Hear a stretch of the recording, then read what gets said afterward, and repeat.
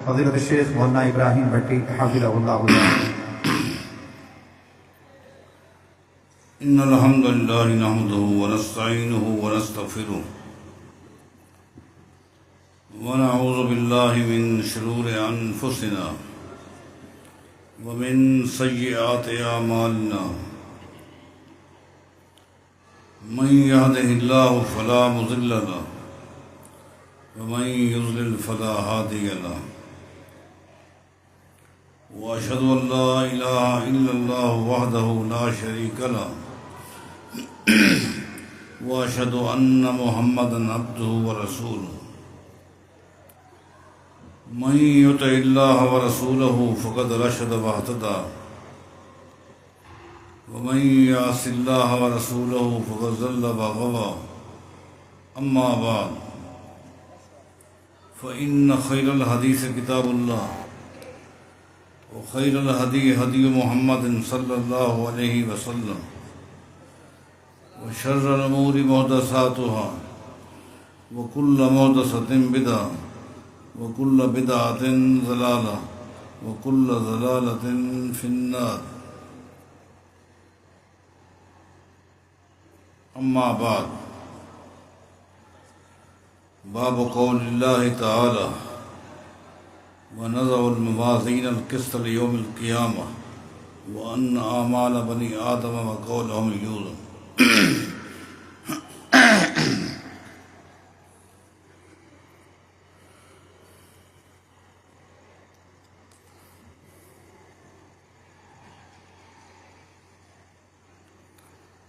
آج اس جگہ پر مجھے بٹھا دیا گیا ہے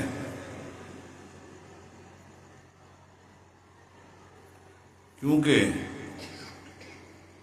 میرے اکابرین کا یہ فیصلہ تھا، نہ چاہتے ہوئے اسے قبول کر لیا ہے.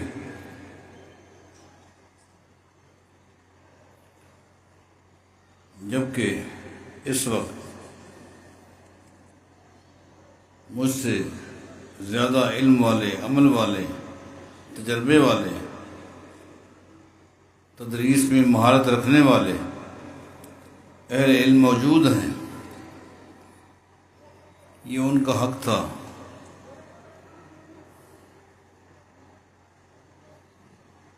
بارہ دعا کیجیے اللہ تعالی مجھے حق اور سچ اپنی زبان سے ادا کرنے کی توفیق عطا فرمائے.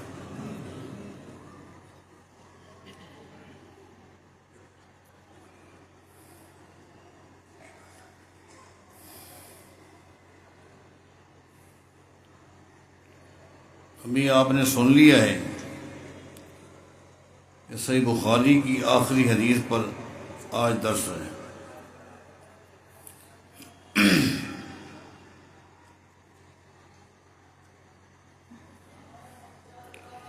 میں تو جس وقت امام بخاری رحمہ اللہ کی سیرت کا مطالعہ کرتا ہوں یا ان کی اس کتاب صحیح بخاری کو پڑھتا ہوں تو اللہ تعالیٰ کی قدرت پر قربان جاؤں، حیران رہ جاتا ہوں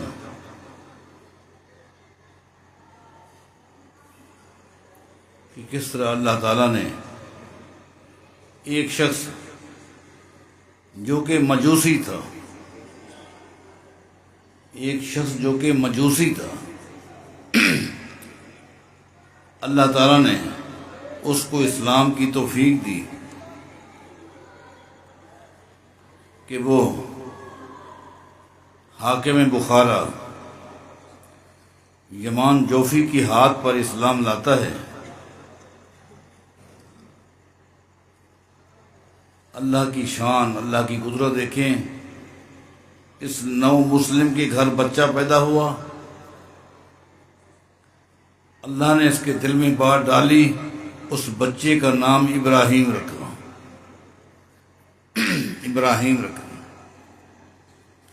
ابراہیم کے گھر بچہ پیدا ہوا، اللہ نے اس کے دل میں بات ڈالی، اس کا نام اسماعیل رکھا. اسماعیل کے گھر بیٹا پیدا ہوا، اللہ نے اس کے دل میں بات ڈالی، اس نے اس کا نام محمد رکھا۔ یہ محمد کون ہے؟ یہ امام بخاری ہیں، ابو عبداللہ محمد بن اسماعیل البخاری رحمہ اللہ۔ آپ حیران ہوں گے کہ نبی علیہ الصلوۃ والسلام کا نام محمد ہے صلی اللہ علیہ وسلم۔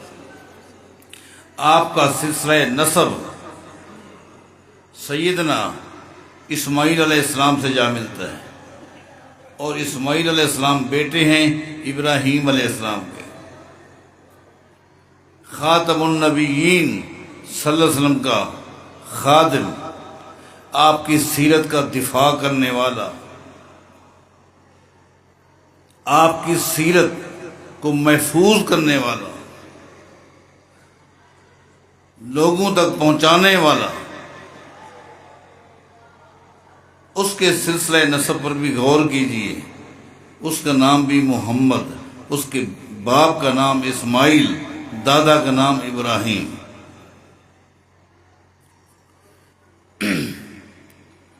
دیکھیں یہ اللہ کی قدرت نہیں ہے کہ امام بخاری رحمہ اللہ معصوم بچے تھے، نابالغ بچے تھے، نابینا ہو گئے، نابینا ہو گئے۔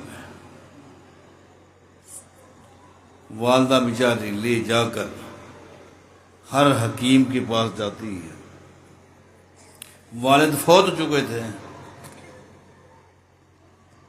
جو بھی رینج میں اطباء تھے، حکمات تھے، سب نے کہہ دیا تیرا بیٹا لا علاج ہے۔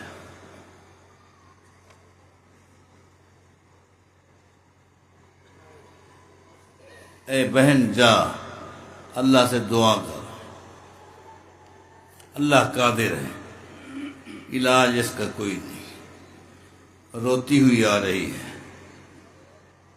بڑے جذبات رکھتی تھی، بڑی امیدیں رکھتی تھی، اسی بچے کے بارے بڑی سوچ تھی، ذرا نابینا ہو گیا۔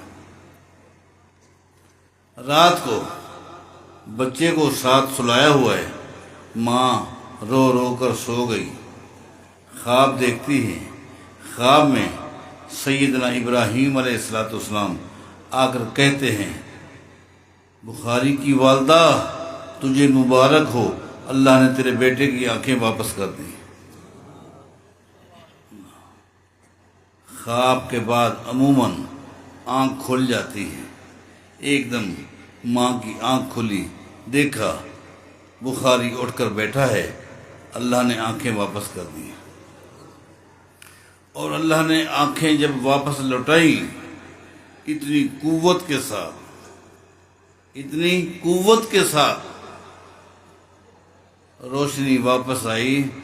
آپ حیران ہوں گے، امام بخاری رحمہ اللہ کی ایک کتاب ہے، اس کتاب کا نام ہے تاریخ کبیر۔ اس کتاب کی 4 جلدیں ہیں۔ امام بخاری رحمہ اللہ نے اس کتاب کو رات کو چاند کی روشنی میں بیٹھ کے لکھا ہے۔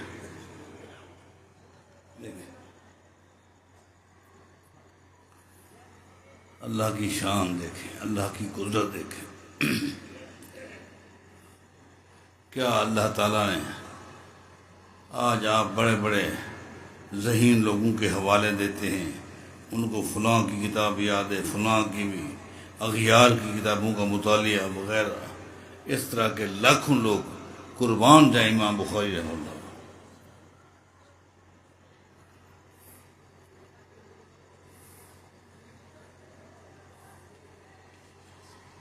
اگلے دن ہمارے پاس، ہمارے ملک میں ایک ڈاکٹر صاحب آئے تھے، لوگ حیران ہیں، کتنا حافظہ، کتنا حافظہ، کس قدر حوالے، کیا حافظہ تھا جو اللہ نے حافظہ امام بخاری رحمہ اللہ کو دیا تھا۔ ایک وقت کے بہت بڑے امام ہیں علامہ بیکندی رحمہ اللہ، ان کے پاس دوست ملنے کے لیے، سلیم بن مجاہد اس کا نام ہے، علامہ بیکندی رحمہ اللہ نے اپنے دوست سے کہا اگر تھوڑی دیر پہلے تو آتا نا میں تجھے ایک بچہ دکھلاتا جو ابھی 12 سال کا نہیں ہوا، ابھی اس کی عمر 12 سال کی نہیں ہوئی، لیکن 70,000 حدیثیں اس کو زبانی یاد ہیں۔ یہ بچہ کون ہے؟ امام بخاری رحمہ اللہ۔ سلیم بن مجاہد کہتے ہیں میرے دل میں جذبہ پیدا ہو گیا اس بچے کو جا کر دیکھوں تو صحیح، جس کو 70,000 حدیثیں زبانی یاد ہیں۔ آخر ملاقات ہو گئی، بچے سے پوچھا جس کی عمر ابھی 12 سال نہیں ہوئی، امام بخاری رحمہ اللہ۔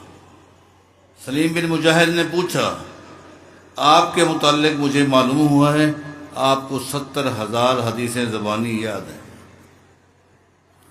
امام بخاری نے کیا جواب دی رحمہ اللہ؟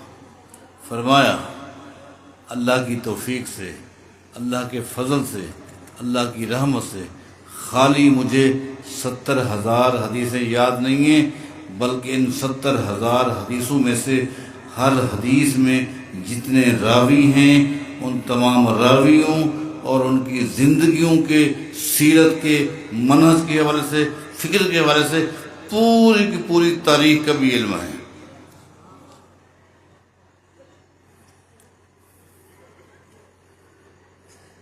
یہ اللہ کی دین ہے، اللہ کی دین ہے۔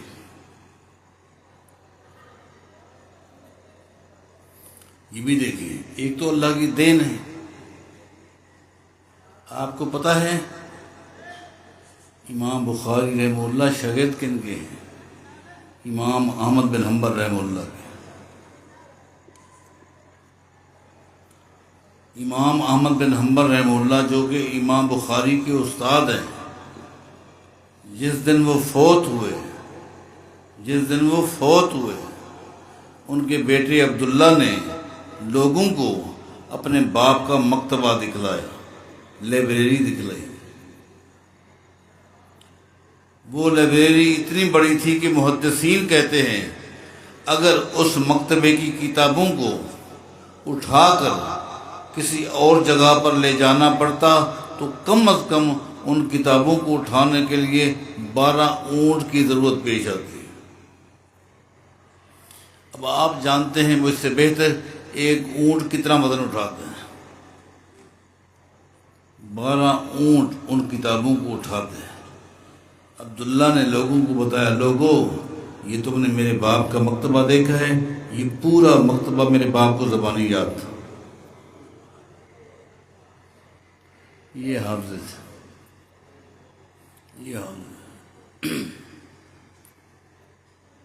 یہ حافظہ اللہ کی توفیق، اللہ کی نعمت، اور اس کے بعد اس میں جتنا بندے کے اندر تقویٰ ہوگا، پرہیزگاری ہوگی، اتنا وہ ذہین ہوگا۔ یہ لوگ متقین تھے، پرہیزگار تھے۔ امام بخاری رحمہ اللہ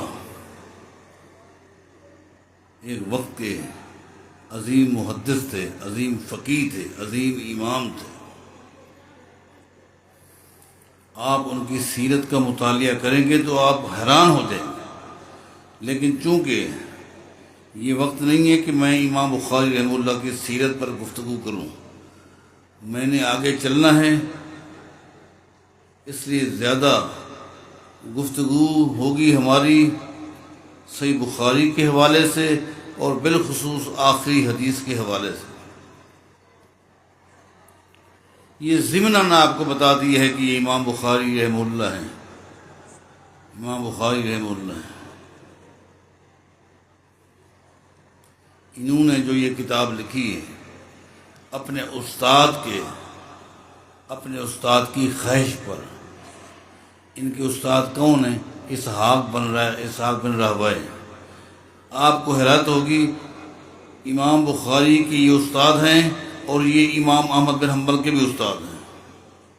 اسحاق بن راہویہ امام بخاری کے بھی استاد ہیں اور امام بخاری کے استاد امام احمد بن حنبل کے بھی استاد ہیں۔ بلکہ سیانت الحدیث والے نے ایک واقعہ بھی نقل کیا ہے کہ امام احمد بن حنبل جس وقت مختلف حکمرانوں کی سزاؤں کے بعد قید سے جیل سے باہر آتے ہیں، گھر جاتے ہیں، لوگوں کو پتہ چل جاتا ہے کہ امام احمد بن حنبل کو رہائی مل گئی ہے، گھر آ گئے ہیں، تو ملنے کے لیے دنیا جمع ہو گئی۔ امام احمد بن حنبل گھر گئے، خالی کپڑے تبدیل کی اور باہر آئے، لوگوں کو سلام کرتے ہوئے آگے جانے لگے۔ لوگوں نے کہا امام صاحب یہ سب لوگ آپ سے ملنے کے لیے آئے ہیں، کہاں جا رہے؟ غور کریں امام احمد بن حنبل نے کیا کہا۔ فرمایا کہ میں جب جیل میں تھا مجھے وہی پتہ چلا کہ رائے کے مقام پر ایک محدث رہتا ہے، رائے کے مقام پر ایک محدث رہتا ہے، اسحاق بن راہویہ، جس کے پاس نبی علیہ الصلوۃ والسلام کی احادیث کا علم ہے۔ 27 مہینے میں جیل میں رہا۔ ان کے بارے اگر اللہ پوچھے گا کہ تو نے علم حاصل کیوں نہیں کیا تو یہ میرے لیے دلیل ہوگی کہ آگے لوہے کی سلاخیں تھیں، میں کیسے باہر جاتا۔ لیکن اگر آج کا دن بغیر علم حاصل کیے گزار دیا تو احمد بن حنبل اس دن کا اللہ کو کیا جواب دے گا؟ میرے بھائی بھی اس پر غور کریں۔ چل پڑے، سفر کرتے کرتے ایک دن مغرب کی اذان ہو رہی تھی، رائے کے شہر میں داخل ہو گئے، سیدھے مسجد میں گئے، جماعت کے ساتھ نماز پڑھی۔ سردی کا موسم تھا، نماز پڑھ رہے تھے کہ موسیٰ دار بارش شروع ہو گئی۔ لوگ نماز پڑھنے کے بعد اپنے اپنے گھروں میں چلے گئے۔ اب امام احمد بن حنبل کہاں جائیں؟ بیٹھے تھے۔ مسجد کے خادم نے آ کے کہا محترم باہر جائیں، میں نے دروازہ بند کرنا ہے۔ دونوں نمازیں ہو گئی ہیں، مغرب عشاء کی نمازیں جمع ہو گئی ہیں، بارش کی وجہ سے آپ باہر جائیں۔ امام صاحب نے کہا میں اللہ کا مہمان ہوں، اللہ کے گھر میں رہوں گا۔ بعض متولی بیچارے سخت ہوتے ہیں، اللہ ان کو ہدایت دے۔ اس نے کہا نہیں، یہاں رہنے کی اجازت نہیں، آپ باہر جائیں۔ امام صاحب کو بڑی تکلیف ہوئی، باہر نکلے۔ اب بارش ہو رہی تھی، امام صاحب قرآن کریم کی زور سے تلاوت کرتے ہوئے ایک گلی سے جا رہے ہیں۔ ایک شخص جو اپنے گھر میں بیٹھا وہ تلاوت سن رہا تھا، ایک دم دروازے پر آ گیا اور آ کر کہا کیا تم مہمان ہو، مسافر ہو؟ اس نے کہا مسافر ہوں۔ تو پھر میرے یہاں آ جاؤ، بارش میں کہاں جا رہے ہو؟ امام احمد بن حنبل اس کے ساتھ چلے گئے۔ وہ اپنے کپڑے لے کر آیا، کپڑے چینج کرے، کپڑے آپ کے گیلے ہیں، دسترخوان لگا دیا۔ پوچھا کہاں سے آئے ہو؟ اس نے کہا میں بغداد سے آیا ہوں۔ امام صاحب فرماتے میں بغداد سے آیا ہوں۔ اس شخص نے کہا اتعرف احمد بن حنبل، بغداد سے آیا ہے، احمد بن حنبل کو جانتے ہو؟ امام صاحب نے کہا انا احمد بن حنبل، احمد بن حنبل میرا نام ہے۔ تو آپ یہاں کیا کرنے ہیں؟ اس شخص نے کہا اسحاق بن راہویہ سے ملنے آئے ہیں۔ اس نے کہا اسحاق بن راہویہ میرا نام ہے۔ اللہ کس طرح ملاقاتیں کرا دیتے ہیں۔ تو اسحاق بن راہویہ جو وقت کے بہت بڑے امام تھے، محدث تھے، ان کی خواہش پر امام بخاری نے یہ کتاب لکھی ہے، اور اس کتاب کو لکھنے میں 16 سال لگے۔ 16 سال امام بخاری کی محنت ہے، 16 سال بڑی محنت کے ساتھ، مشقت کے ساتھ ایک ایک راوی کے پاس پہنچے، اس کے بارے، اس علاقے والوں سے، اس کے اخلاق کے بارے، کردار کے بارے، منہج کے بارے تحقیق کرتے رہے۔ بڑی محنت کے بعد احادیث کو جمع کیا، لیکن صحیح بخاری میں احادیث کو لکھنے کا طریقہ کار کیا تھا؟ ہر حدیث کو لکھنے سے پہلے استخارہ کرتے تھے، 2 رکعت نماز پڑھتے، دل مطمئن ہوتا، اس کے بعد اس حدیث کو اپنی بخاری کے اندر شامل کرتے تھے، لکھتے تھے۔ اب اندازہ لگائیں کہ امام بخاری رحمہ اللہ نے اس کتاب کو لکھنے میں اللہ تعالیٰ کے آگے کتنے سجدے کیے، کس قدر اللہ کے حضور سجدے کیے، کتنی دعائیں مانگی۔ ابواب امام بخاری کی فقاہت کو اگر دیکھنا ہو، نوٹ کرنا ہو تو تراجم بخاری پڑھ لیں۔ تراجم بخاری سے ہی پتہ چل جاتا ہے کہ امام بخاری کو اللہ نے کیا، کس قدر استحضار کا، استنباط کا، استدلال کا مادہ دیا تھا اور یہ صلاحیت دی تھی۔ ان تراجم کو لکھنے کے لیے امام بخاری رحمہ اللہ نے پتہ ہے کس جگہ کا انتخاب کیا ہے؟ قربان جائیں، مسجد نبوی میں ایک جگہ ایسی بھی ہے جس جگہ کے بارے نبی علیہ السلام فرماتے ہیں ما بین بیتی و منبری روضۃ من ریاض الجنہ، جس کو ریاض الجنہ کہتے ہیں، جنت کا ٹکڑا، جنت کا باغیچہ۔ اس ریاض الجنہ میں بیٹھ کر امام بخاری نے صحیح بخاری کے تراجم لکھے ہیں۔ ساری محنت کے بعد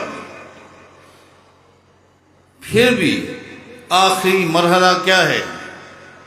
آخری مرحلہ کیا ہے؟ امام بخاری نے اپنی اس کتاب کو اپنے اساتذہ کرام کے سامنے پیش کیا، اسحاق بن راہویہ کے آگے، علی بن مدینی کے آگے، امام احمد بن حنبل کے آگے، اپنے اساتذہ کے آگے پیش کیا۔ ان کے استحسان کے بعد، موافقت کے بعد اس کتاب کو آگے لاتے ہیں۔ یہ صحیح بخاری جس کی آخری حدیث پر آپ آج گفتگو سننے والے ہیں، یہ نبی علیہ الصلوۃ والسلام کی سیرت کا خلاصہ ہے۔ خلاصہ نبی علیہ الصلوۃ والسلام کی گفتگو طویل نہیں ہوا کرتی تھی، خیر الکلام ما وقل و دل۔ اگر اس صحیح بخاری سے اگر ہم تراجم کو نکال دیں، روات کو نکال دیں، اقوال کو نکال دیں، ابواب کو نکال دیں، اعمال کو نکال دیں، صرف نبی علیہ السلام کے اقوال کو لائیں تو آپ دیکھیں کتنا مختصر کتاب ہے۔ نبی علیہ الصلوۃ والسلام کی گفتگو بڑی مختصر، بڑی جامع، کیونکہ آپ کی گفتگو کے اندر کیا تھا؟ نہ غیبت تھی۔ لمبی گفتگو وہ کرتا ہے جو غیبت کرتا ہے، جو جھوٹ بولتا ہے، فضولیات جس کے مشن میں ہوتا ہے۔ جبکہ امام بخاری رحمہ اللہ تو فرماتے ہیں کہ مجھے یقین ہے کل قیامت کے دن غیبت کی وجہ سے اللہ تعالیٰ میری گرفت نہیں کرے گا۔ جب سے ہوش سنبھالا ہے آج تک میں نے کسی کی غیبت نہیں کی۔ حتیٰ کہ آپ حیران ہوں گے، روات پر جرح کرنا ناجائز نہیں ہے۔ روات پر جرح کرنا کوئی ناجائز نہیں ہے کہ فلاں راوی کذاب ہے، فلاں راوی وضاع ہے، لیکن قربان جائیں امام بخاری رحمہ اللہ نے روات پر جرح کی ہے، لیکن اس طرح کے الفاظ سے احتراز کیا ہے تاکہ غیبت کے زمرے میں نہ آ جائے۔ کہا ہے تو کیا کہا ہے؟ متروک کہا ہے، منکر الحدیث کہا ہے۔ آپ ذرا انداز دیکھیں امام بخاری رحمہ اللہ کا، کیا انداز، کیا اس دین کے ساتھ کس طرح وفاداری کی، اپنے کردار کے ذریعے، اپنی سیرت کے ذریعے، خالی اس کتاب کے ذریعے نہیں۔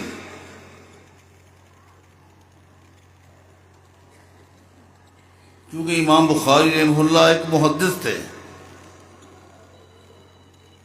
اور محدث جو ہے وہ محقق ہوتا ہے، وہ مقلد نہیں ہوتا۔ یہ لوگوں کی غلط فہمی ہے۔ تحقیق انسان کو لمبے لمبے سفر کرواتی ہے، اور تقلید انسان کو گھٹنوں کے بل گرا کر بٹھا دیتی ہے، علم سے محروم کر دیتی ہے۔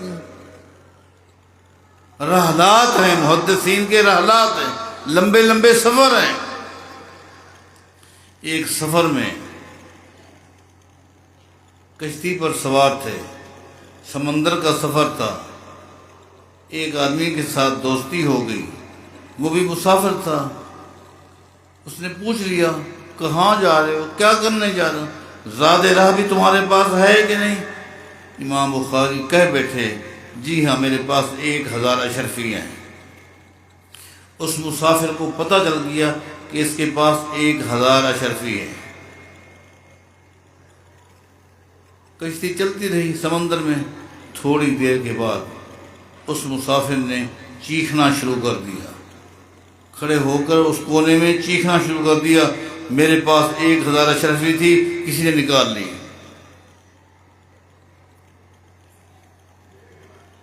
ملاح نے کہا تو تلاشی لے، جس کے پاس ہوگی سامنے آ جائے گی۔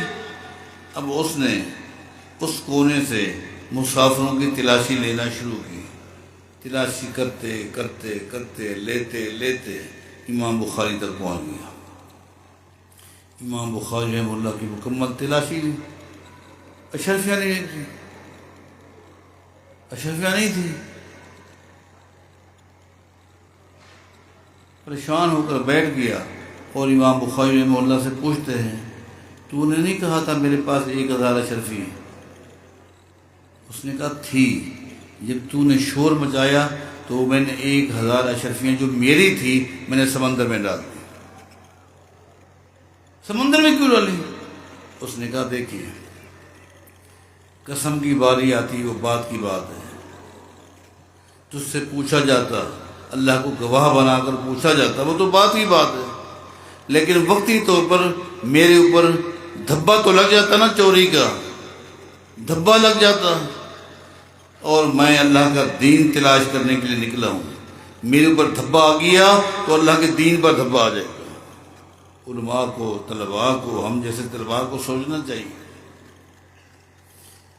ہم لوگوں کی مثال سفید لباس کی طرح ہے، جسے بہت جلدی دھبا لگ جاتا ہے، بہت دور سے دھبا نظر آتا ہے، کپڑے کالے ہوں تو دھبا دکھائی نہیں دیتا۔ میں اپنے ان بچوں سے کہوں گا آپ کی مثال سفید لباس کی ہے، آپ سلف صالحین کے منہج کے وارث ہیں، آپ اس وقت اللہ کی توفیق سے علماء کی صفوں میں داخل ہو چکی ہیں۔ اب اگلا مرحلہ جو ہے بڑا حساس ہے، آپ کے عقیدے کو، آپ کے اخلاق کو، آپ کے لباس کو، آپ کی حجامت کو، آپ کی وضاقتہ کو، اٹھنے بیٹھنے کو بڑی دور سے اور گہری نگاہوں سے دیکھا جائے گا۔ بہرحال میں عرض کر رہا تھا، امام بخاری رحمہ اللہ نے 16 سال کی محنت کے بعد اس کتاب کو لکھا۔ یہاں ضمناً ایک بات کہوں گا، چونکہ امام بخاری رحمہ اللہ نے یہ کتاب 3 صدی ہجری میں لکھی ہے، اس لیے بعض لوگوں کو یہ مغالطہ لگا ہے کہ شاید تدوین حدیث کی لکھائی کا کام 3 صدی میں ہوا ہے، اس سے پہلے حدیثوں کے لکھنے کا سلسلہ نہیں تھا۔ اس لیے ان لوگوں کو کچھ زیادہ ہی مغالطہ لگ گیا، وہ کہنے لگے 300 سال کے بعد یہ حدیثیں لکھی گئی، پتہ نہیں نبی علیہ الصلوۃ والسلام نے جو باتیں کہی ہیں وہ یہی تھی، یہ نہیں تھی۔ حالات بدل جاتے ہیں، وقت تبدیل ہو جاتا ہے، لہجے بدل جاتے ہیں، پتہ نہیں نبی علیہ السلام کی زبان سے کیا الفاظ نکلے اور امام بخاری نے کیا لکھا۔ 300 سال کے بعد یہ 3 صدی ہجری میں یہ کتاب لکھی گئی، اس سے پہلے تو حساب تھا ہی نہ۔ میں سمجھتا ہوں ان دوستوں کو غلط فہمی لگی ہے اور ان کا علمی قصور ہے۔ فہم کا قصور ہے، جبکہ قرآن کریم کے بعد سب سے زیادہ نبی علیہ السلام کے دور میں جس چیز کو لکھنے کا، تدوین کا بندوبست کیا گیا وہ نبی علیہ السلام کی مکمل سیرت ہے، جس میں احادیث مبارکہ ہے۔ نبی علیہ السلام کے دور میں احادیث لکھی جاتی تھی۔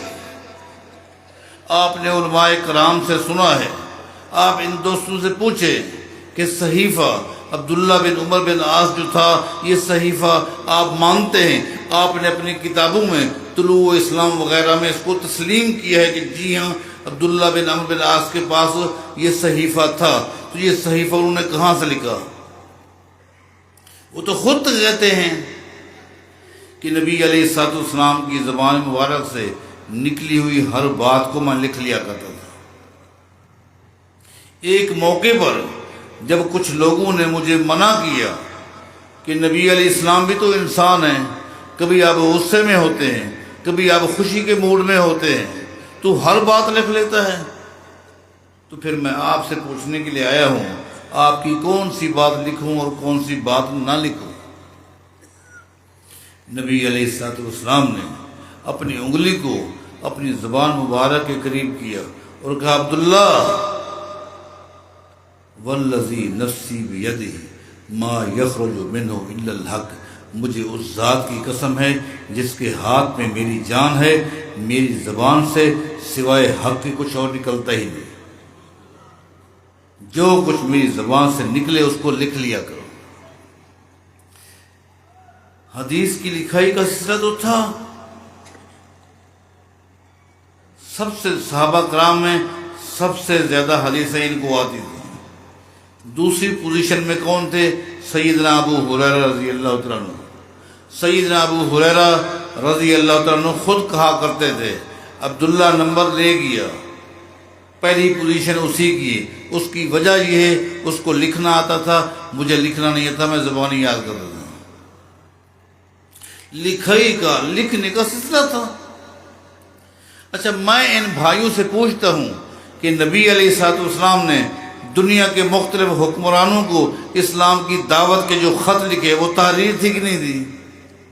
ان خطوط میں کیا تھا؟ نبی علیہ السلام کی حدیث تھی۔ فتح مکہ کے موقع پر نبی علیہ السلام نے ایک بلیغ خطبہ ارشاد فرمایا۔ یمن سے ایک شخص آیا ہوا تھا، وہ خطبہ سنتا رہا۔ اب ہر آدمی کے بس میں تو نہیں ہے کہ سن کے وہ یاد کر لیں۔ جس وقت نبی علیہ السلام خطبہ دے کر فارغ ہوئے تو وہ یمنی آدمی نبی علیہ السلام کے پاس آیا، آ کر عرض کرتا ہے، آج جو آپ نے خطبہ دیا ہے یہ مجھے لکھوا کر دیں تاکہ میں اس کو یاد کر لوں۔ نبی علیہ السلام نے صحابہ سے فرمایا، اکتبوا لأبی شاطن، اس کے لیے یہ خطبہ لکھ کر دو۔ کس نے آپ کو کہا کہ نبی علیہ السلام کے دور میں لکھائی کا سلسلہ نہیں تھا، احادیث نہیں لکھی جاتی تھی؟ مختلف احادیث کی کتب میں مختلف الفاظ کے ساتھ حدیث موجود ہے کہ سیدنا علی رضی اللہ عنہ سے پوچھا گیا، هل عندکم شیء من الوحی ما لیس فی القرآن؟ اے علی رضی اللہ عنہ، یہ بتائیں قرآن کریم کے علاوہ بھی آپ کے پاس اللہ کی وحی کا کوئی نسخہ ہے؟ سوال پر غور کریں۔ سوال کرنے والے نے یہ نہیں کہا قرآن کریم کے علاوہ بھی کوئی اور چیز وحی ہے۔ اس چیز پر اتفاق تھا کہ قرآن کریم کے علاوہ بھی نبی علیہ السلام پر وحی نازل ہوتی تھی۔ سیدنا علی سے یہ نہیں پوچھا کہ قرآن کریم کے علاوہ بھی کوئی اور وحی ہے، بلکہ ان سے پوچھا آپ کے پاس قرآن کریم کے علاوہ کوئی اور چیز وحی گئی ہے؟ سیدنا علی رضی اللہ تعالیٰ عنہ نے جواب میں اس شخص سے یہ نہیں کہا قرآن کریم کے علاوہ بھی کوئی اور چیز وحی ہو سکتی ہے، یہ نہیں پوچھا، یہ نہیں کہا، بلکہ جواب میں کہا، ما عندنا شیء من الوحی الا ما فی القرآن وہذہ الصحیفہ۔ سیدنا علی رضی اللہ تعالیٰ عنہ نے فرمایا، میرے پاس اللہ کی وحی کے دو نسخے ہیں، اللہ کی وحی کے دو نسخے ہیں، ایک یہ قرآن کریم ہے اور یہ میرے پاس صحیفہ ہے۔ اس صحیفے میں کیا ہے؟ کہا اس صحیفے میں صرف وہی باتیں ہیں جو میں نے نبی علیہ السلام سے سن کر لکھی ہیں۔ صحیفہ حمام بن منبع آپ جانتے ہیں۔ حمام کون ہے؟ سیدنا ابو ہریرہ کا شاگرد ہے۔ آپ کہتے ہیں پتہ نہیں درمیان میں راوی کیسے ہوں گے، جھوٹے ہوں گے، کذاب ہوں گے، اب آپ بتائیں۔ حمام بن منبع اور نبی علیہ السلام کے درمیان ایک ہی راوی ہے، وہ کون ہے؟ سیدنا ابو ہریرہ رضی اللہ عنہ۔ اور سیدنا ابو ہریرہ صحابی ہیں۔ الصحابۃ کلھم عدول، تمام صحابی عادل ہیں، عادل کے اوپر جرح نہیں کر سکتے آپ۔ جو کسی صحابی کے عدل پر جرح کرتا ہے وہ اپنے ایمان کو برباد کرتا ہے۔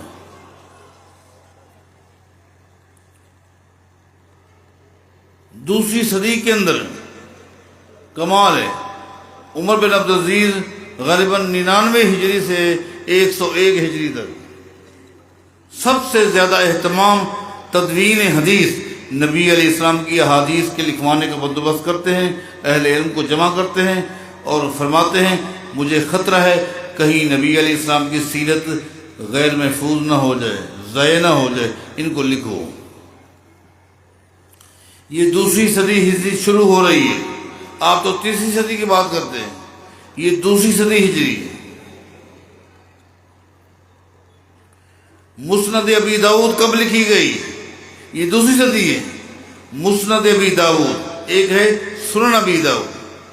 سنن ابی داؤد لکھی ہے ابو داؤد سجستانی نے، جو کہ امام احمد بن حنبل کے شاگرد ہیں، اور مسند ابو داؤد لکھی ہے ابو داؤد طیالسی نے، جو امام احمد بن حنبل کے استاد ہیں۔ امام احمد بن حنبل کے استاد ہیں، ان کی حدیث کتاب ہے مسند ابی داؤد، یہ دوسری صدی میں لکھی ہے۔ امام مالک کی موطا، امام شافعی کی کتاب الام، امام احمد بن حنبل کی مسند احمد، ابن ابی شیبہ۔ دوسری صدی کے اندر احادیث پر کام کیا گیا، احادیث لکھی گئی، محفوظ کی گئی۔ تیسری صدی میں تو عروج تھا جس کو آپ مان چکے ہیں۔ اور یہاں ایک اور نقطہ بھی آپ کو بتا دوں،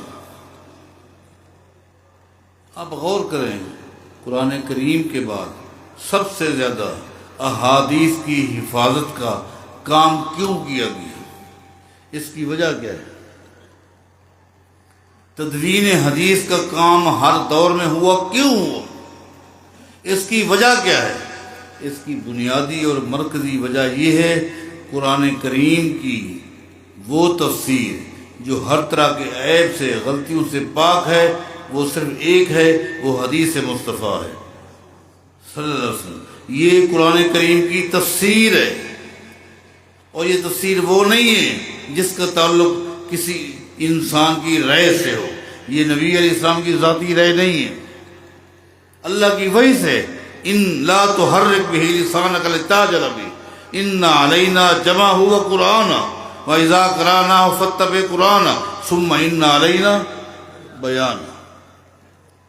یہ بیان ہے لِتُبَيِّنَ لِلنَّاسِ مَا نُزِّلَ إِلَيْهِمْ۔ نبی علیہ الصلوۃ والسلام کو قرآن کریم کی تفسیر کا حکم دینے والا اللہ تعالیٰ ہے، اور یہ وہ تفسیر ہے جو ہر طرح کی غلطی سے پاک ہے۔ قرآن کریم کو بظاہر براہ راست سمجھنے میں صحابہ کرام سے غلطیاں لگی ہیں۔ اگر قرآن کریم کو براہ راست کسی کا سمجھنا آسان ہوتا، جس طرح آج لوگ ڈکشنریوں کا سہارا لے کر، لغت کا سہارا لے کر، عربی مہارت پر گھمنڈ کرتے ہوئے سمجھتے ہیں کہ ہم قرآن کریم کو براہ راست سمجھ سکتے ہیں۔ آپ غور کریں، قرآن کریم کو بغیر حدیث کے اگر سمجھنا آسان ہوتا، ممکن ہوتا، تو صحابہ کرام سمجھ لیتے، لیکن وہ سے نہیں سمجھ۔ آپ حیران ہوں گے نبی علیہ الصلوۃ والسلام امی ہیں اور آپ کے سامنے کاتبین وحی ہیں جو پڑھے لکھے تھے. اس امت کے افضل ترین انسان کی بات کرتے ہیں ابو بکر صدیق ہیں رضی اللہ عنہ.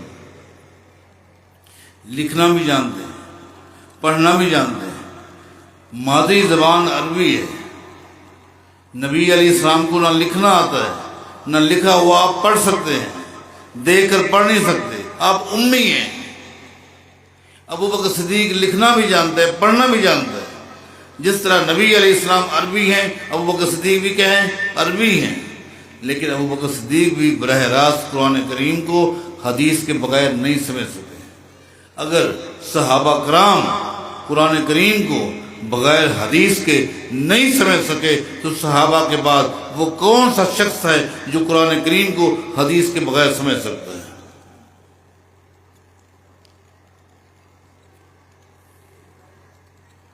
مکی دور ہے, مکی دور ہے. مسلمان پریشانی کے عالم میں, مکی دور میں مسلمان پسے ہوئے, دبے ہوئے. کافروں کا غلبہ تھا. مسلمان ویسے بھی پریشان تھے.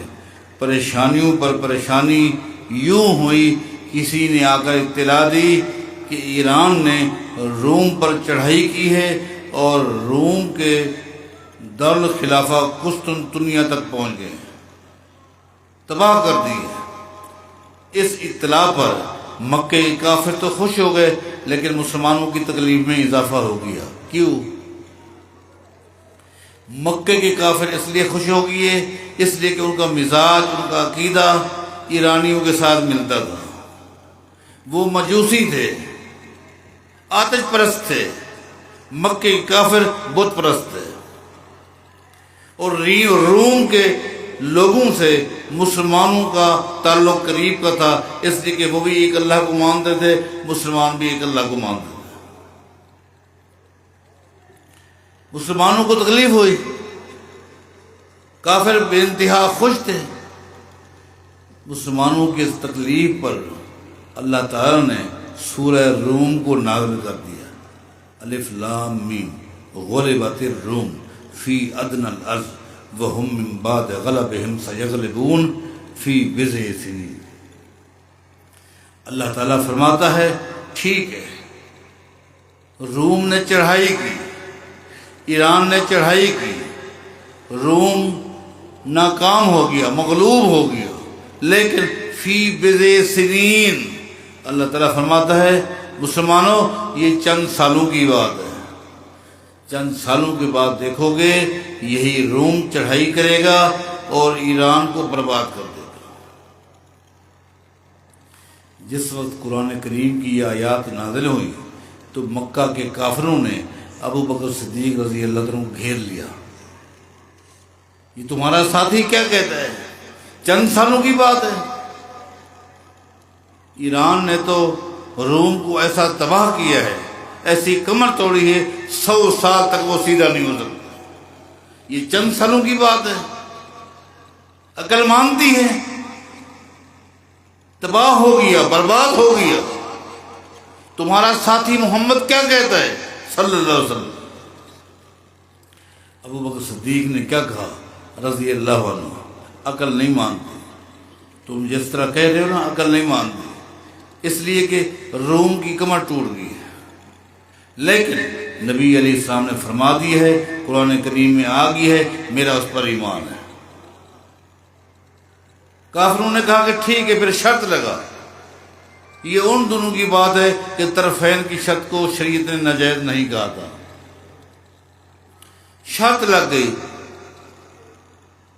شرط لگ گئی کہ ٹھیک ہے اتنے سال طے ہو گئے, اتنے سال میں اگر روم نے چڑھائی کی, کافروں نے کہا ٹھیک ہے ہم تجھے اتنے اونٹ دیں گے, ایک روایت کے مطابق 10 اونٹ دیں گے.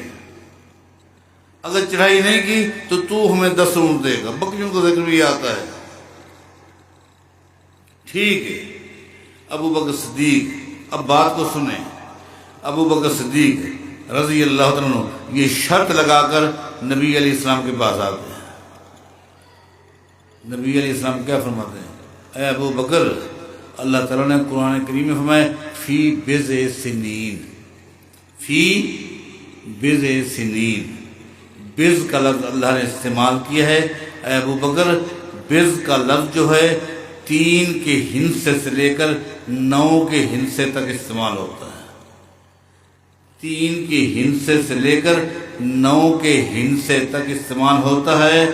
روم کی یہ کامیابی 3 سال بھی ہو سکتی ہے، 9 سال بھی ہو سکتی ہے، لیکن 10 سال نہیں لگیں گے۔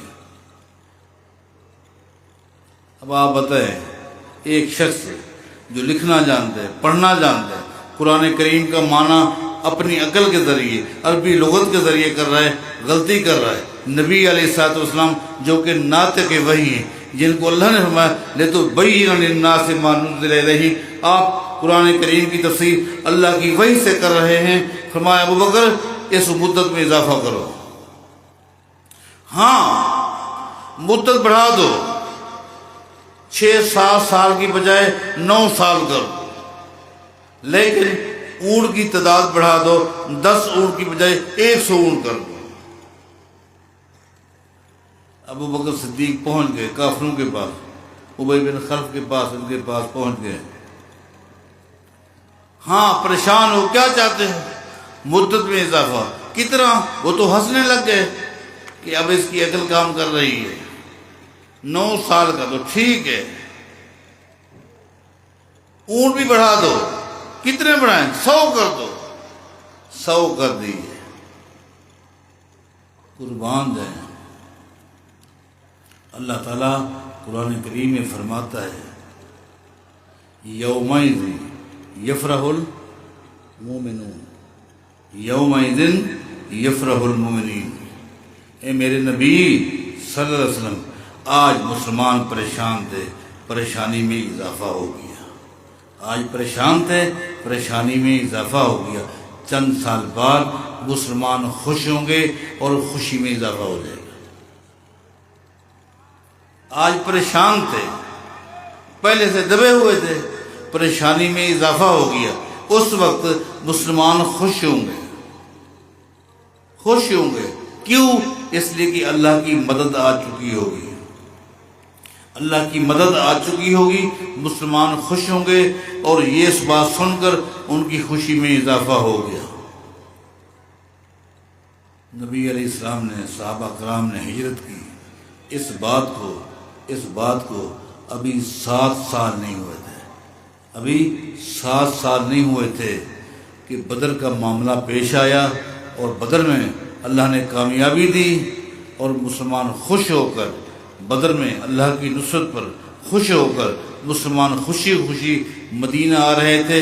راستے میں اطلاع ملی کہ روم نے چڑھائی کی ہے اور ایران کی کمر توڑ کے رکھ دی ہے۔ آپ دیکھیں، کہنے کا مطلب یہ تھا کہ براہ راست ابو بکر صدیق قرآن کو نہیں سمجھ سکے۔ ایک دن نبی علیہ السلام کے پاس مسند احمد میں آتا ہے اور روتے ہوئے، ابو بکر صدیق روتے ہوئے،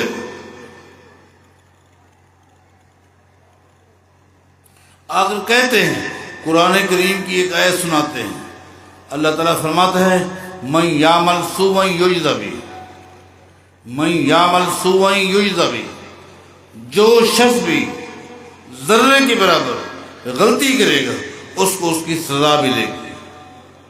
جو بھی غلطی کرے گا ذرے کے برابر، معمولی سے، اس کو اس کی سزا ملے گی۔ ابو بکر صدیق عرض کرتے ہیں، اے اللہ کے رسول صلی اللہ علیہ وسلم، کیف النجات بعد هذه الآیات، اس آیت کے نازل ہو جانے کے بعد اب یہ امت کیسے نجات پائے گی؟ کیسے ممکن ہے؟ اللہ کے عذاب سے کیسے بچے گی؟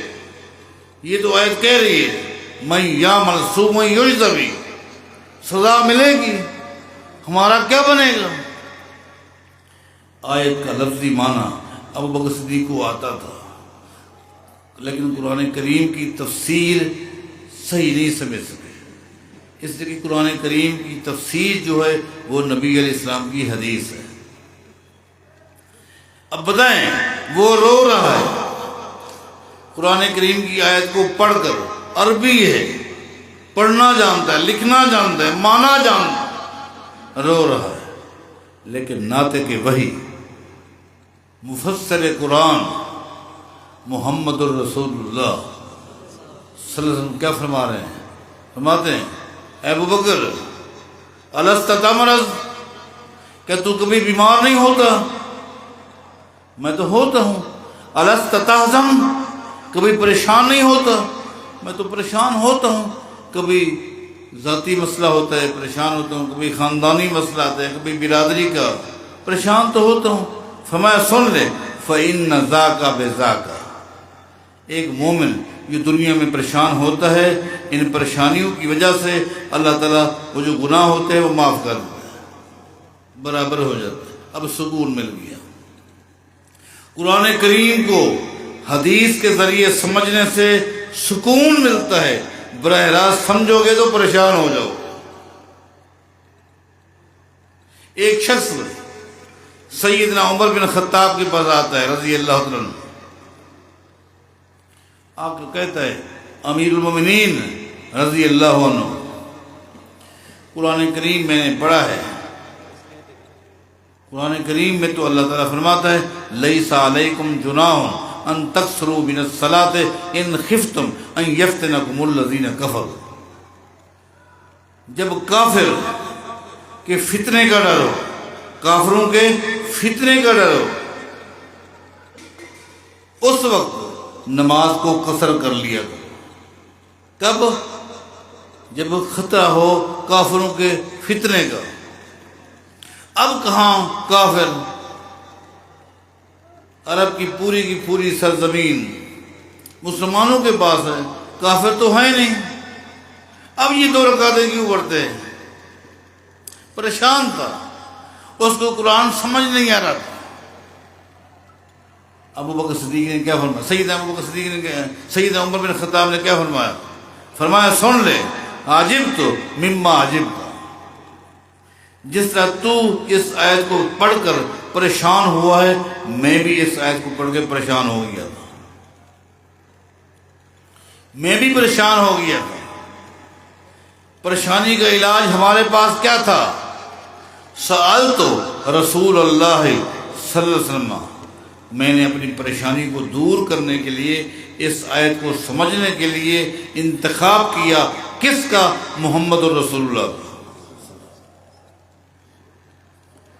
پریشانی کا حل، پریشانی کا حل قرآن کریم کو سمجھنے کے لیے انتخاب کرو نبی علیہ السلام کی حدیث کا، حدیث کے ذریعے قرآن کو سمجھو۔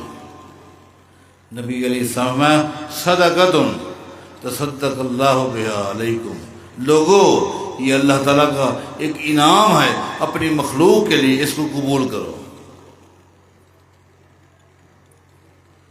یہاں یہ بات نہیں بتاؤں، صحابہ کرام سے قرآن کریم کو سمجھنے میں غلطیاں ہوئی، لیکن انہوں نے اپنی اصلاح کر لی حدیث کے ذریعے۔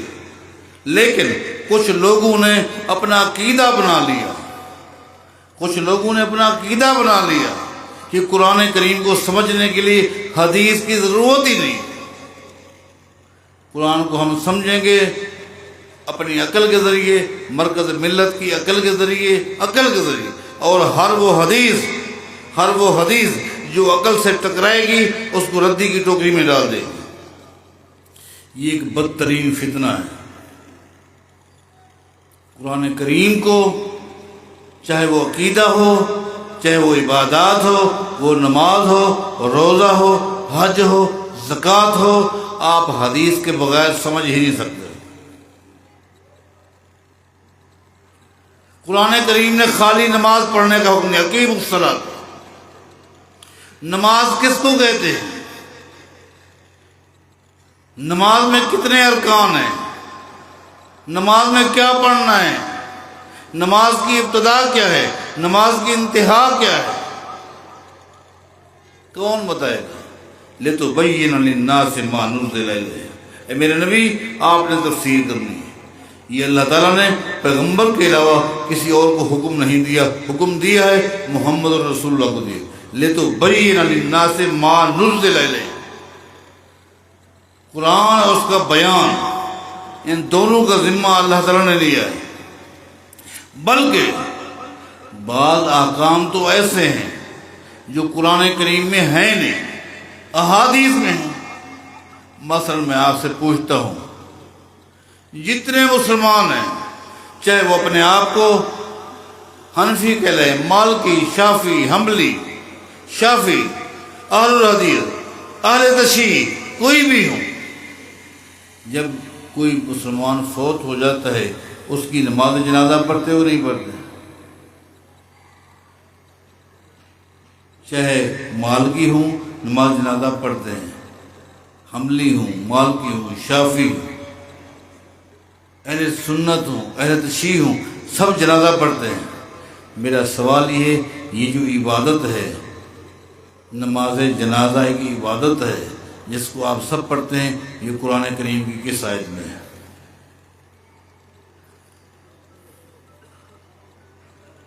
جو حدیث کو سائڈ پہ رکھتے ہیں اور کہتے ہیں دین وہی ہے جو قرآن کریم میں ہے، مجھے بتائیں وہ کون سی آیت ہے جس میں مرنے والے مسلمان کی نماز جنازہ پڑھنے کا حکم ہے؟ کہاں ہے؟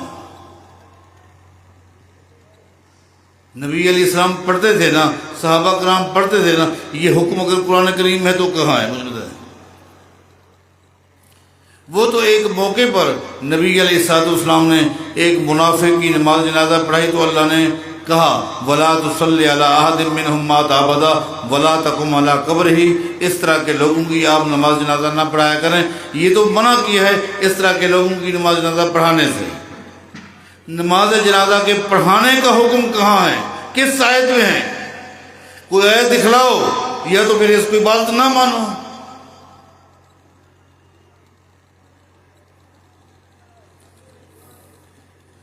دین کتاب اللہ کا نام ہے، بس جو کچھ کتاب اللہ میں ہے بس وہی ہے۔ جو چیز، جو عقیدہ، جو عمل کتاب اللہ سے خارج ہے وہ اسلام سے خارج ہے۔ اور کتاب اللہ ایک ہے، کتاب اللہ ایک ہے، کلام اللہ۔ کلام اللہ قرآن کریم ہے، اور کتاب اللہ جو ہے قرآن و حدیث کے مجموعے کا نام ہے۔ قرآن و حدیث کے مجموعے کا نام ہے۔ اللہ تعالیٰ قرآن کریم میں فرماتا ہے ان عدت الشہور عند اللہ 12 شہرا فی کتاب اللہ ہے۔ اللہ تعالیٰ فرماتا ہے کتاب اللہ میں مہینوں کی تعداد 12 لکھی ہوئی ہے۔ کہاں؟ کتاب اللہ میں۔ اگر کتاب اللہ صرف قرآن کا نام ہے، کتاب اللہ تو قرآن و حدیث کے مجموعے کا نام ہے، اگر آپ سمجھتے ہیں نہیں کتاب اللہ صرف قرآن کا نام ہے تو وہ 12 مہینے کہاں لکھے ہوئے مجھے دکھلایا، وہ کون سی آیت ہے جہاں کتاب اللہ یہاں 12 مہینوں کا ذکر ہو؟ اللہ تعالیٰ فرماتا ہے ان مہینوں میں سے 4 مہینے حرمت والے بھی ہیں، اور حرمت والے مہینوں کے لیے خاص طور پر اللہ نے حکم دیا ہے وہاں محتاط رہنا ہے، محتاط رہنا ہے۔ وہ 4 مہینے کون سے ہیں؟ کتاب اللہ میں وہ 4 مہینے حرمت والے کون سے ہیں؟ ہمیں بتائیں تاکہ ہم خاص طور پر ان میں محتاط رہ جائیں، کسی طرح کی زیادتی نہ کریں۔ پتہ ہوگا تو عمل کریں گے، جب ہمیں پتہ ہی نہیں چلے گا کہ وہ 4 مہینے کیسے تو عمل کیسے کریں گے؟ اگر کتاب اللہ میں یہ 4 مہینے ہیں یقیناً ہیں، اور کتاب اللہ صرف قرآن کا نام ہے، وہ 4 مہینے کون سے ہیں؟ کوئی تو دکھائے، بتائے۔ نہیں دکھلا سکتا۔ ہاں قرآن و حدیث کو جمع کرو گے تو 12 مہینے بھی مل جائیں گے اور 4 مہینے حرمت والے بھی مل جائیں گے۔ آپ سے میں پوچھتا ہوں اللہ تعالیٰ کی مخلوق میں نبی علیہ السلام سے بڑھ کر کوئی سچا ہو سکتا ہے؟ کچھ تو بتاؤ۔ امام الانبیاء، اکرم الانبیاء، محمد الرسول اللہ، خاتم النبیین صلی اللہ علیہ وسلم سے بڑھ کر کوئی بات میں یہ وعدے میں سچا ہو سکتا ہے؟ کوئی نہیں ہو سکتا۔ اپنی بات پر قائم رہنا، نبی علیہ السلام سے بڑھ کر کوئی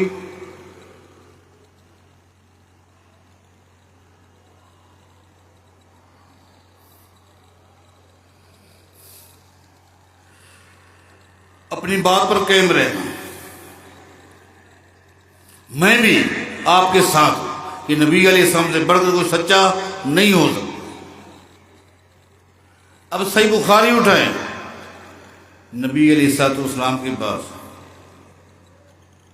آدمی آتے ہیں اور اپنا مقدمہ پیش کرتے ہیں، اپنا مقدمہ پیش کرتے ہیں۔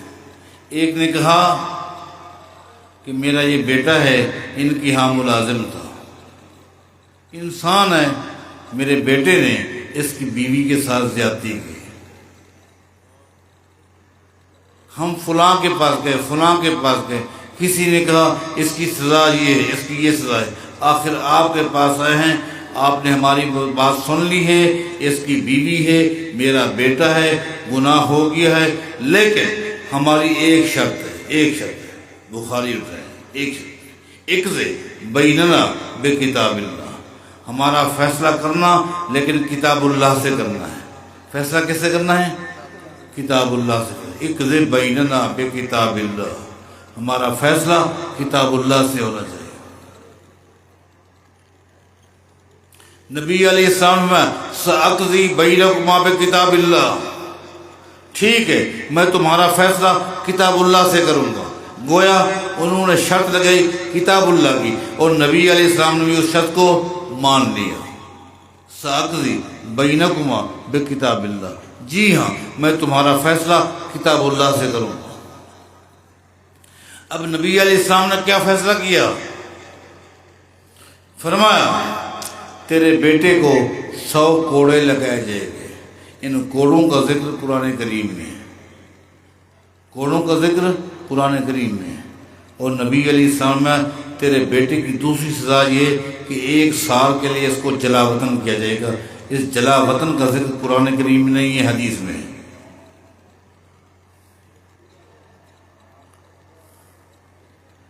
نبی علیہ السلام نے اس شخص سے کہا چونکہ وہ تیری بیوی ہے، شادی شدہ ہے، اس کو سنسار کیا جائے گا، اس کو سنسار کیا جائے گا۔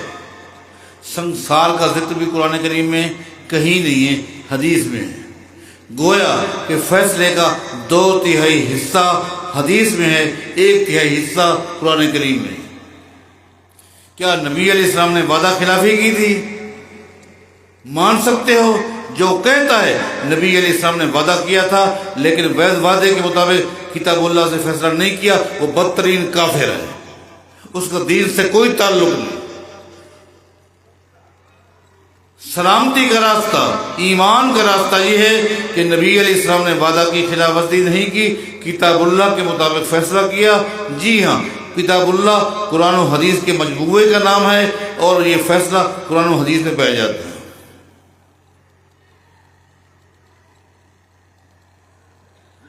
اور یہی بات یہ جو کہا جاتا ہے نا کہ جی سیدنا عمر نے کہا تھا، صحیح بخاری میں آتا ہے، انہوں نے فرمایا تھا حسبنا کتاب اللہ۔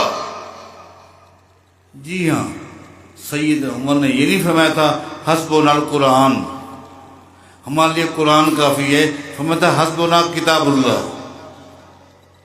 حسبنا کتاب اللہ۔ اب حسبنا کتاب اللہ کا معنی کیا جاتا ہے کہ سیدنا عمر نے کہا تھا ہمارے لیے قرآن کافی ہے۔ سیدنا عمر نے حسبنا القرآن نہیں کہا تھا، حسبنا کتاب اللہ کہا تھا۔ پہلی بات تو یہ کہ ہم ان سے پوچھتے ہیں، اللہ آپ کو ہدایت دے۔ کل تک تو آپ کہتے رہے صحیح بخاری 30ویں صدی میں لکھی گئی، پتہ نہیں وہی باتیں ہیں یا خام خواہ امام بخاری نے خود لکھ لی۔ کل تک تو آپ کو بخاری پر یقین نہیں تھا، تو سیدنا عمر والی حدیث پر کیسے یقین آ گیا؟ آپ نے کوئی خواب دیکھا تھا؟ آپ کو کوئی الہام ہوا تھا کہ صحیح بخاری میں جو حدیثیں سب غلط ہیں لیکن جو حسبنا کتاب اللہ ہے وہ صحیح ہے، جو سیدنا عمر کا قول ہے وہ صحیح ہے؟ آپ کیسے پتہ چلا؟ سیدنا عمر نے جو کہا تھا نا حسبنا کتاب اللہ، ہم سیدنا عمر سے پوچھتے ہیں، ہم سیدنا عمر سے پوچھتے ہیں، آپ نے جو کہا کہ حسبنا کتاب اللہ، ہمارے لیے کتاب اللہ کافی ہے، تو اس کا معنی آپ کے نزدیک کیا ہے؟ کہ قرآن کافی ہے یا قرآن و حدیث کافی ہے؟ سیدنا عمر سے پوچھ رہا ہوں، جن کے اس جملے کے بارے آپ نے غلط معنی کیا ہے، سید عمر اس کے نزدیک کتاب اللہ کا معنی کیا ہے؟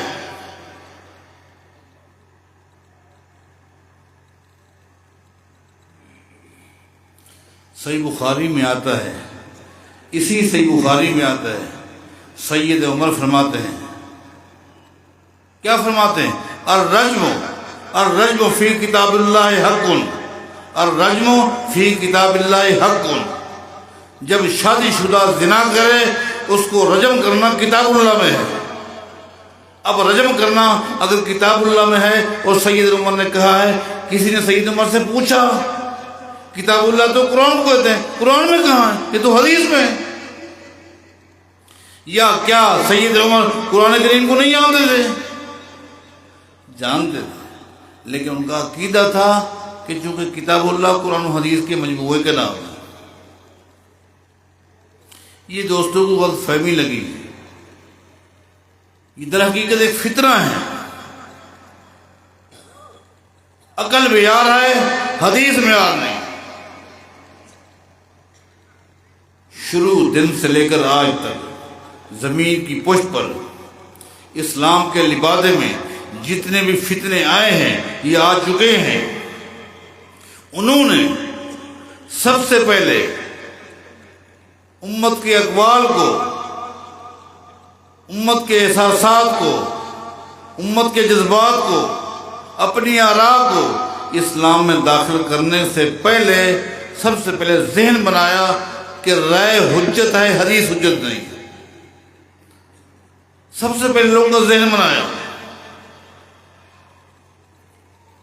اس امت میں جو سب سے پہلا اور بدترین فتنہ پیدا ہوا وہ خوارج کا تھا، خوارج کا تھا۔ اس فتنے کی اطلاع نبی علیہ الصلوۃ والسلام نے خود دی تھی۔ ان قریب ایک امت آئے گی، یحقرون صلاتکم بصلاتہم، ان کی نمازوں کو دیکھ کر تم اپنی نمازوں کو حقیر سمجھو گے۔ وہ تلاوتیں کریں گے لیکن ان کا دین ان کے حلق سے نیچے نہیں اترے گا۔ ہم کلاب و اہل النار، وہ جہنم کے کتے ہوں گے۔ یہ خوارج ہے جنہوں نے ہر اس حدیث کو جو عقل کے خلاف تھی ردی کے ٹوکری میں ڈالی اور حدیث کو عقل کو معیار بنایا۔ سیدنا عبداللہ بن عمر فرماتے ہیں، مسند احمد میں آتا ہے، ایک دن حیرت ہوئی کہ نبی علیہ الصلوۃ والسلام نے اس خوارج کا ذکر کیا جو عقل کو معیار سمجھتے تھے، عقل کو دلیل سمجھتے تھے، عقل کو حجت سمجھتے تھے۔ فرمایا ان قریب یہ فتنہ آئے گا، پھر اس کو دبا دیا جائے گا، یہ دب جائے گا۔ پھر یہ فتنہ آئے گا، کلما خرج کرنا قطع، کلما خرج کرنا قطع، کلما خرج کرجن قطع، کلما خرج کرجن قطع۔ یہ فتنہ ابھرے گا، غیور مسلمان اس فتنے کو دبا دیں گے، برباد کر دیں گے۔ کچھ ہفتے کے بعد پھر کسی اور نام سے، کسی اور چہرے سے یہ فتنہ آ جائے گا کہ حدیث معیار نہیں ہے، عقل معیار ہے، رائے معیار ہے۔ یہ فتنہ نکلتا رہے گا، دب جائے گا، نکلتا رہے گا۔ سیدنا عبداللہ بن عمر کہتے ہیں، میں گنتا رہا، نبی علیہ السلام اس فتنے کو بار بار نکلنے کے بارے دہراتے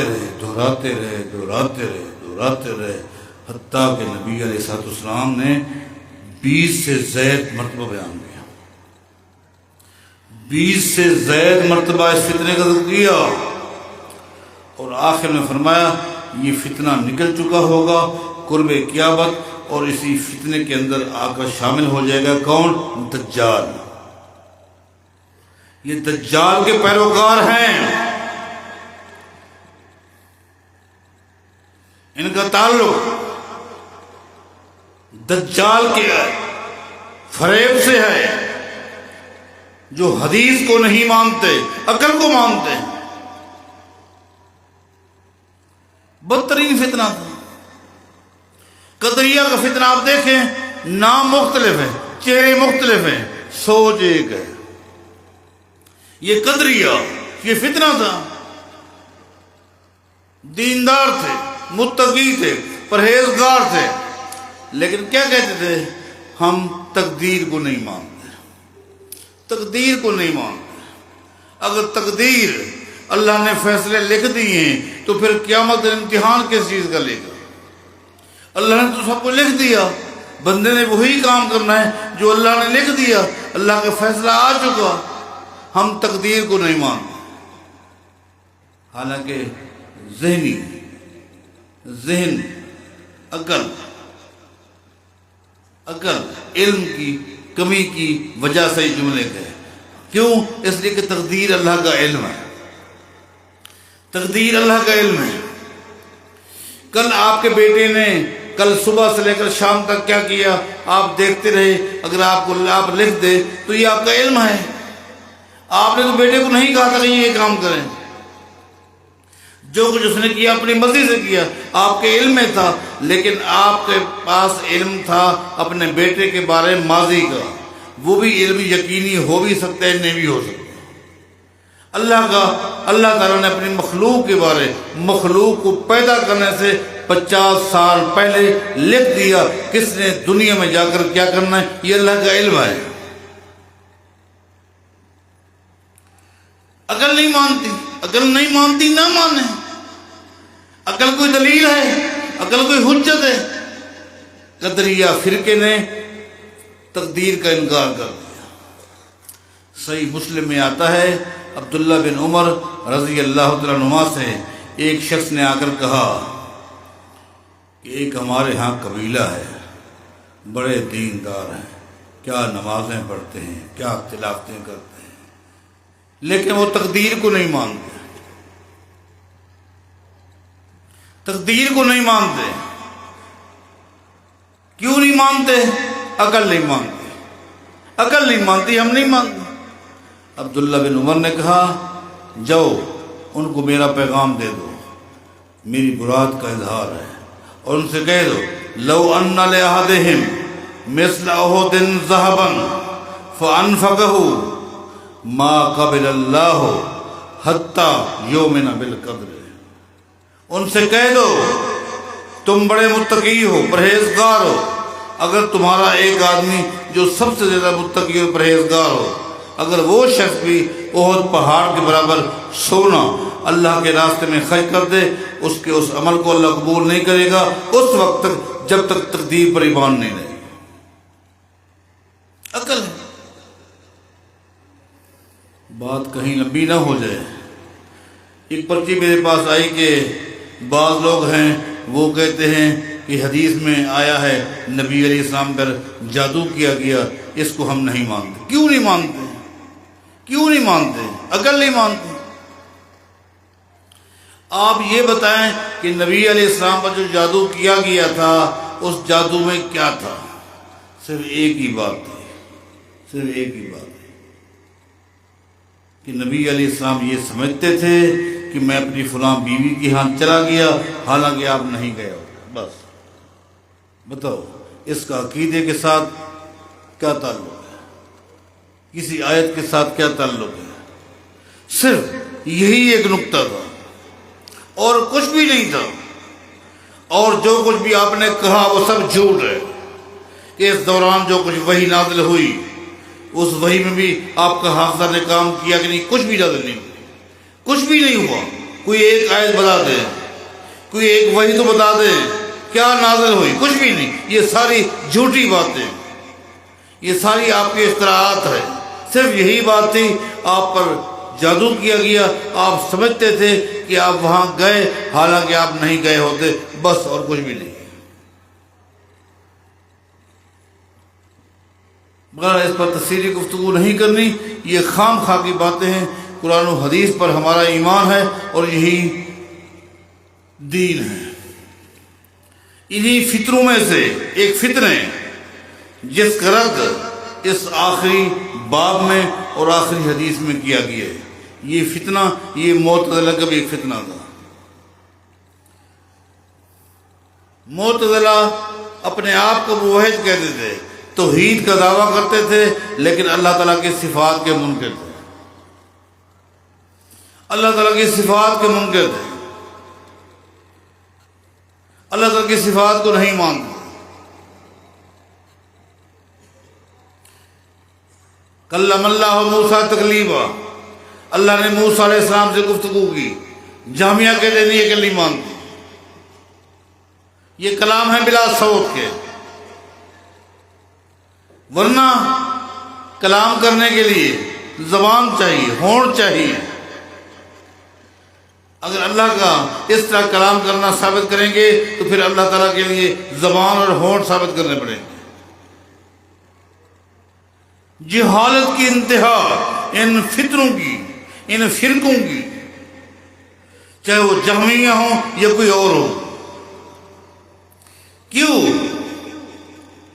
نبی علیہ السلام فرماتے ہیں لَأَعْلَمُ حَجَرًا لَأَعْلَمُ حَجَرًا كَانَ يُسَلِّمُ عَلَيَّ قبل ان ابعث وَإِنِّي لَأَعْرِفُهُ الْآنَ، فرمایا کہ آج بھی میں مکے کے اس پتھر کو جانتا ہوں جو میرے اعلان نبوت سے پہلے مجھے سلام کیا کرتا تھا۔ اس پتھر کے دانت تھے، اس پتھر کی زبان تھی۔ جہالت کی نبی علیہ السلام کا فرمان ہے، جب عیسیٰ علیہ السلام تشریف لائیں گے نا جی، ایک یہودی کو چن چن کے تباہ کریں گے، برباد کریں گے۔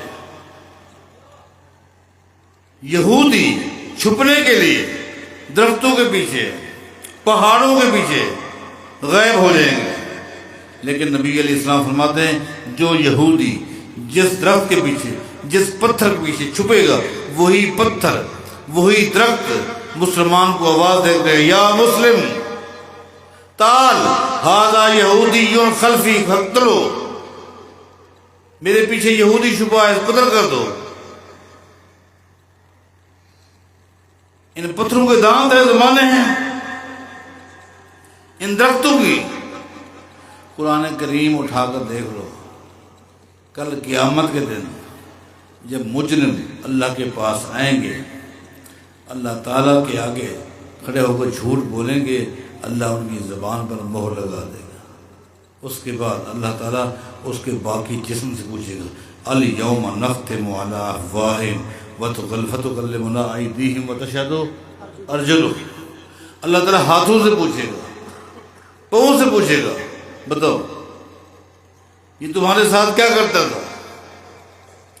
جہالت ہے، عقل کو بیکار بناتا ہے۔ انہی کے ساتھ یہ معتزلہ بھی ہو گئے، یہ بھی ایک بدترین فتنہ تھا۔ اس کی زد میں بڑے بڑے محدثین آئے اور مارے کھائے۔ اسی معتزلہ کا فتنہ تھا خلق قرآن کا، جس میں امام احمد بن حنبل کو سزائیں دی گئی۔ اسی فتنے کی زد میں امام مالک آئے۔ جب خلیفہ منصور نے کہا میں لوگوں سے بیعت لے چکا ہوں، بیعت لے چکا ہوں، علماء بھی میرے ہاتھ پر بیعت کر چکے ہیں، وڈیرے بھی، عام لوگ بھی، لہذا اب ان کو میری اطاعت کرنی ہوگی۔ امام مالک کو جب اطلاع ملی، امام مالک فرماتے ہیں اس نے بیعت لی ہے جبرن، اور شریعت کے مطابق جبرن بیعت نہیں ہوتی۔ خلیفے نے کہا کون سی دلیل ہے کہ جبرن بیعت نہیں ہوتی؟ کہا جی ہاں، نبی علیہ السلام کا فرمان ہے لا طلاق ولا عتاق بمکرہ، جبرن نہ غلام آزاد ہو سکتا ہے، نہ جبرن بیوی کو طلاق مل سکتی ہے، جبرن طلاق نہیں ہوتی۔ غالباً اس کا بھتیجا تھا، مدینہ کے گورنر تھا، اس نے امام مالک کو سمجھانے کی کوشش کی، مان جا۔ امام مالک نے بھی وہی بات کہی جو بات امام احمد بن حنبل نے کہی، ایتونی بشیء من کتاب اللہ، قرآن و حدیث سے کوئی دلیل دو، مان جاؤں گا۔ میں تمہیں نبی علیہ السلام کی حدیث بتا رہا ہوں، لا طلاق ولا عتاق بمکرہ، جب جبرن طلاق نہیں ہو سکتی تو اس کا مطلب یہ ہے کہ جبرن بیعت بھی نہیں ہو سکتی۔ کوڑے مارے؟ امام مالک نے کہا نہیں۔ آخر کر منہ کالا کیا گیا، سواری پر بٹھا کر پورے مدینے کا راؤنڈ لگایا گیا۔ امام مالک فرماتے ہیں من عرفنی فقد عرفنی ومن لم یعرفنی فانا مالک بن انس فانا اقول لا طلاق ولا عتاق بمکرہ۔ لوگو، جس نے مجھے پہچان لیا سو پہچان لیا، میرا منہ کالا ہو کر دیا گیا ہے۔ جو نہیں پہچان سکا وہ سن لے، میں مالک ہوں، میں یہی کہتا ہوں جبرن جس طرح طلاق نہیں ہو سکتی، جبرن بیعت بھی نہیں ہو سکتی۔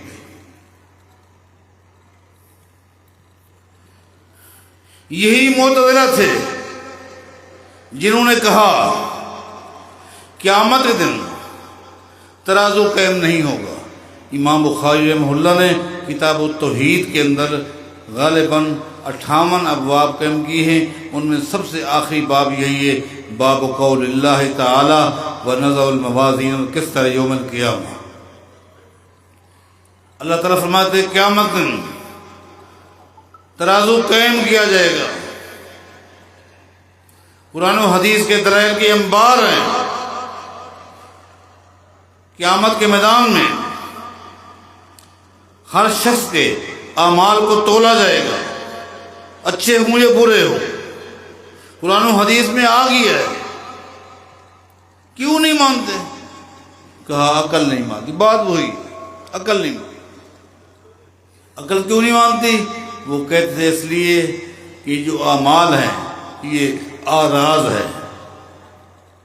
اب میری بات کو سننا ہے، یہ جو اعمال ہیں یہ آراز ہے، اجسام نہیں ہے، ان کی جسامت نہیں ہے، ان کی جسامت نہیں ہے، ان کو تولا کیسے جائے گا؟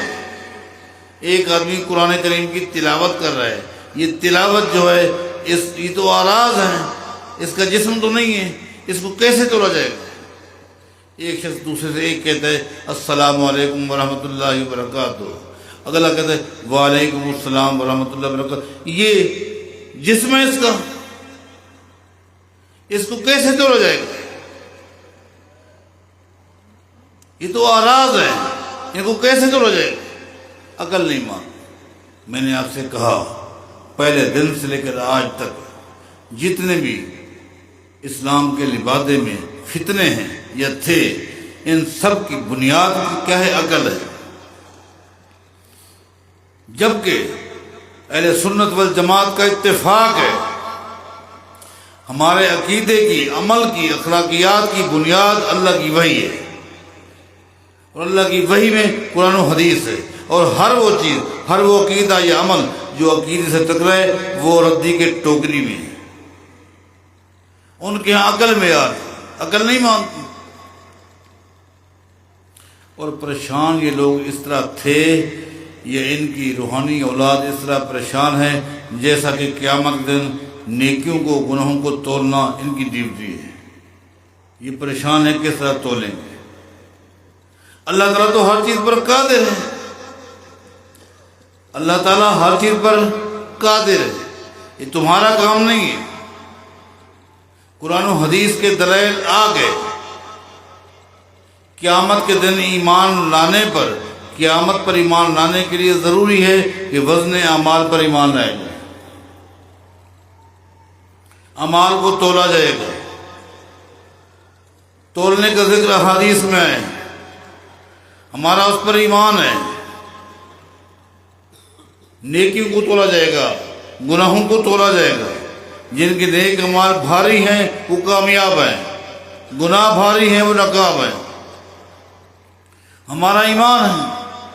اسی طرح ہمارا تو یہ بھی ایمان ہے کہ وہ رجسٹر نیکیوں کے ہیں یا گناہوں کے، جو رجسٹر ہے ان کو بھی تولا جائے گا، اعمال کو بھی تولا جائے گا، اور اعمال نمبر 2 جن رجسٹروں میں ہیں ان کو بھی تولا جائے گا۔ حدیث آپ نے مشہور اہل علم سے سنی ہے جس کو حدیث بطاقہ کہتے ہیں۔ پوری خلائق کے سامنے زور سے اعلان کر کے ایک شخص کو اللہ کے حضور میں بلایا جائے گا۔ وہ شخص آئے گا، اس کے آگے اس کے گناہوں کے رجسٹر کھول کے رکھ دیے جائیں گے۔ کتنے ہوں گے؟ 99 گناہوں کے رجسٹر ہوں گے. 92 حکم 100. 99 گناہوں کے رجسٹر ہوں گے اور ہر رجسٹر اتنا لمبا ہوگا جہاں تک ایک آدمی کی نگاہ جا سکتی ہے. سارے گناہوں کے رجسٹر ہوں گے. ان تمام گناہوں کے رجسٹروں کو گناہوں والے پلڑے میں رکھ دیا جائے گا. حدیث میں کیا تھا؟ گناہوں والے جو ترازو کا پلڑا ہے نا جس میں گناہ رکھے جائیں گے وہاں رکھ دیا جائے گا. اب وہ بندہ پریشان ہے. اللہ تعالیٰ اس سے بار بار پوچھے گا اتنکر من ھذا شیئا، یہ جو گناہ ہیں ان میں سے کسی گناہ کا تو انکار کرتا ہے کہ تو نے نہ کیا ہو؟ وہ کہے گا اللہ کوئی انکار نہیں. کیا میرے فرشتوں نے تیرے ساتھ زیادتی تو نہیں کی؟ تو نے گناہ نہ کیا انہوں نے لکھ دیا ہو؟ اے اللہ کوئی زیادتی نہیں. کیا تیرے پاس حل لک من عذر، کوئی عذر ہے کہ زبردستی گناہ کرائے گئے ہوں؟ اے اللہ نہیں، زبردستی نہیں. میری شکوت میری بدبختی میرے پر غالب آ گئی تھی، میں یہ گناہ کر بیٹھا پریشان. اب ترازو کا ایک پلڑا گناہوں والا زمین پہ ہے، دوسرا اٹھا ہوا. اللہ تعالیٰ فرمائے گا سن لے، لیکن ہمارے پاس تیری ایک نیکی بھی ہے. وہ کہے گا اللہ کہاں 99 گناہوں کے رجسٹر اور کہاں ایک نیکی؟ کہاں مقابلہ کرے گی وہ ایک نیکی 99 رجسٹروں کی؟ اس کے لیے ایک پرچی نکالی جائے گی. اس پرچی کو ترازو کے نیکیوں والے پلڑے میں رکھ دی جائے گی. فَنَالَتْ بِهِنَّ نَالَتْ بِهِنَّ،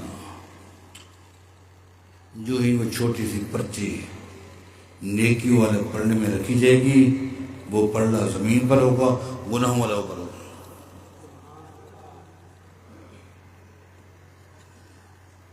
اس پلڑے میں کیا ہوگا؟ اس پلڑے میں اللہ کی توحید ہوگی. توحید کی پرچی ہوگی، توحید کی. اس میں توحید تھی، توحید کی غیرت تھی. نہ اس نے شرک کیا تھا، نہ شرک کیا تھا، نہ توحید کے خلاف بات سننا برداشت کرتا تھا. توحید کی پرچی. توحید کو کیا سمجھتے ہیں میرے بھائیوں میری بہنوں؟ توحید والی پرچی تھی. توحید 99 رجسٹر اٹھے ہوئے ہیں، رجسٹر کو تولا جا رہا ہے. ایک پرچی بھاری پڑ گئی توحید والی. حدیث میں آتا ہے ایک دن موسیٰ علیہ السلام نے اللہ تعالیٰ سے کہا تھا اے اللہ مجھے کوئی ایسا وظیفہ بتا، کوئی ایسی دعا بتا جس دعا کے ذریعے، جس ذکر کے ذریعے میں تجھے یاد کرتا رہوں، اور خاص دعا بتا. اے اللہ کوئی خاص دعا بتا. اللہ تعالیٰ نے کیا دعا بتائی؟ لا الہ الا اللہ. اے موسیٰ قل لا الہ الا اللہ، بس لا الہ الا اللہ کہا. اے اللہ یہ تو ایسا کلمہ ہے تیری پوری مخلوق کہتی ہے، تیرے ماننے والے سارے اس کلمہ کو جانتے ہیں، کوئی خاص میرے لیے. اللہ نے فرمایا موسیٰ قل لا الہ الا اللہ.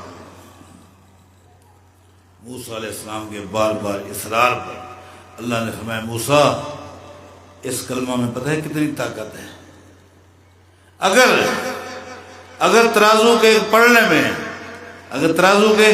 پلڑے میں یہ 7 زمینیں اور ان کی مخلوق، 7 آسمان ان کی مخلوق، یہ سب کچھ ترازو کے ایک پلڑے میں رکھ دیجئے، ایک پلڑے میں لا الہ الا اللہ، تو یہ پلڑا بھاری ہوگا. توحید کو سمجھو. لیکن من مات وہو یعلم، توحید کا علم بھی ضروری ہے. توحید کہتے کس کو ہے؟ توحید کی معرفت، توحید کی پہچان، یہ بھی ضروری ہے. کہ وہ توحید ایک وظیفے کا نام نہیں ہے، اس کو رٹ لیا جائے پڑھتا رہے بندہ، نہیں. یہ ایک مکمل منہج ہے، ایک فکر ہے، ایک ضابطہ ہے۔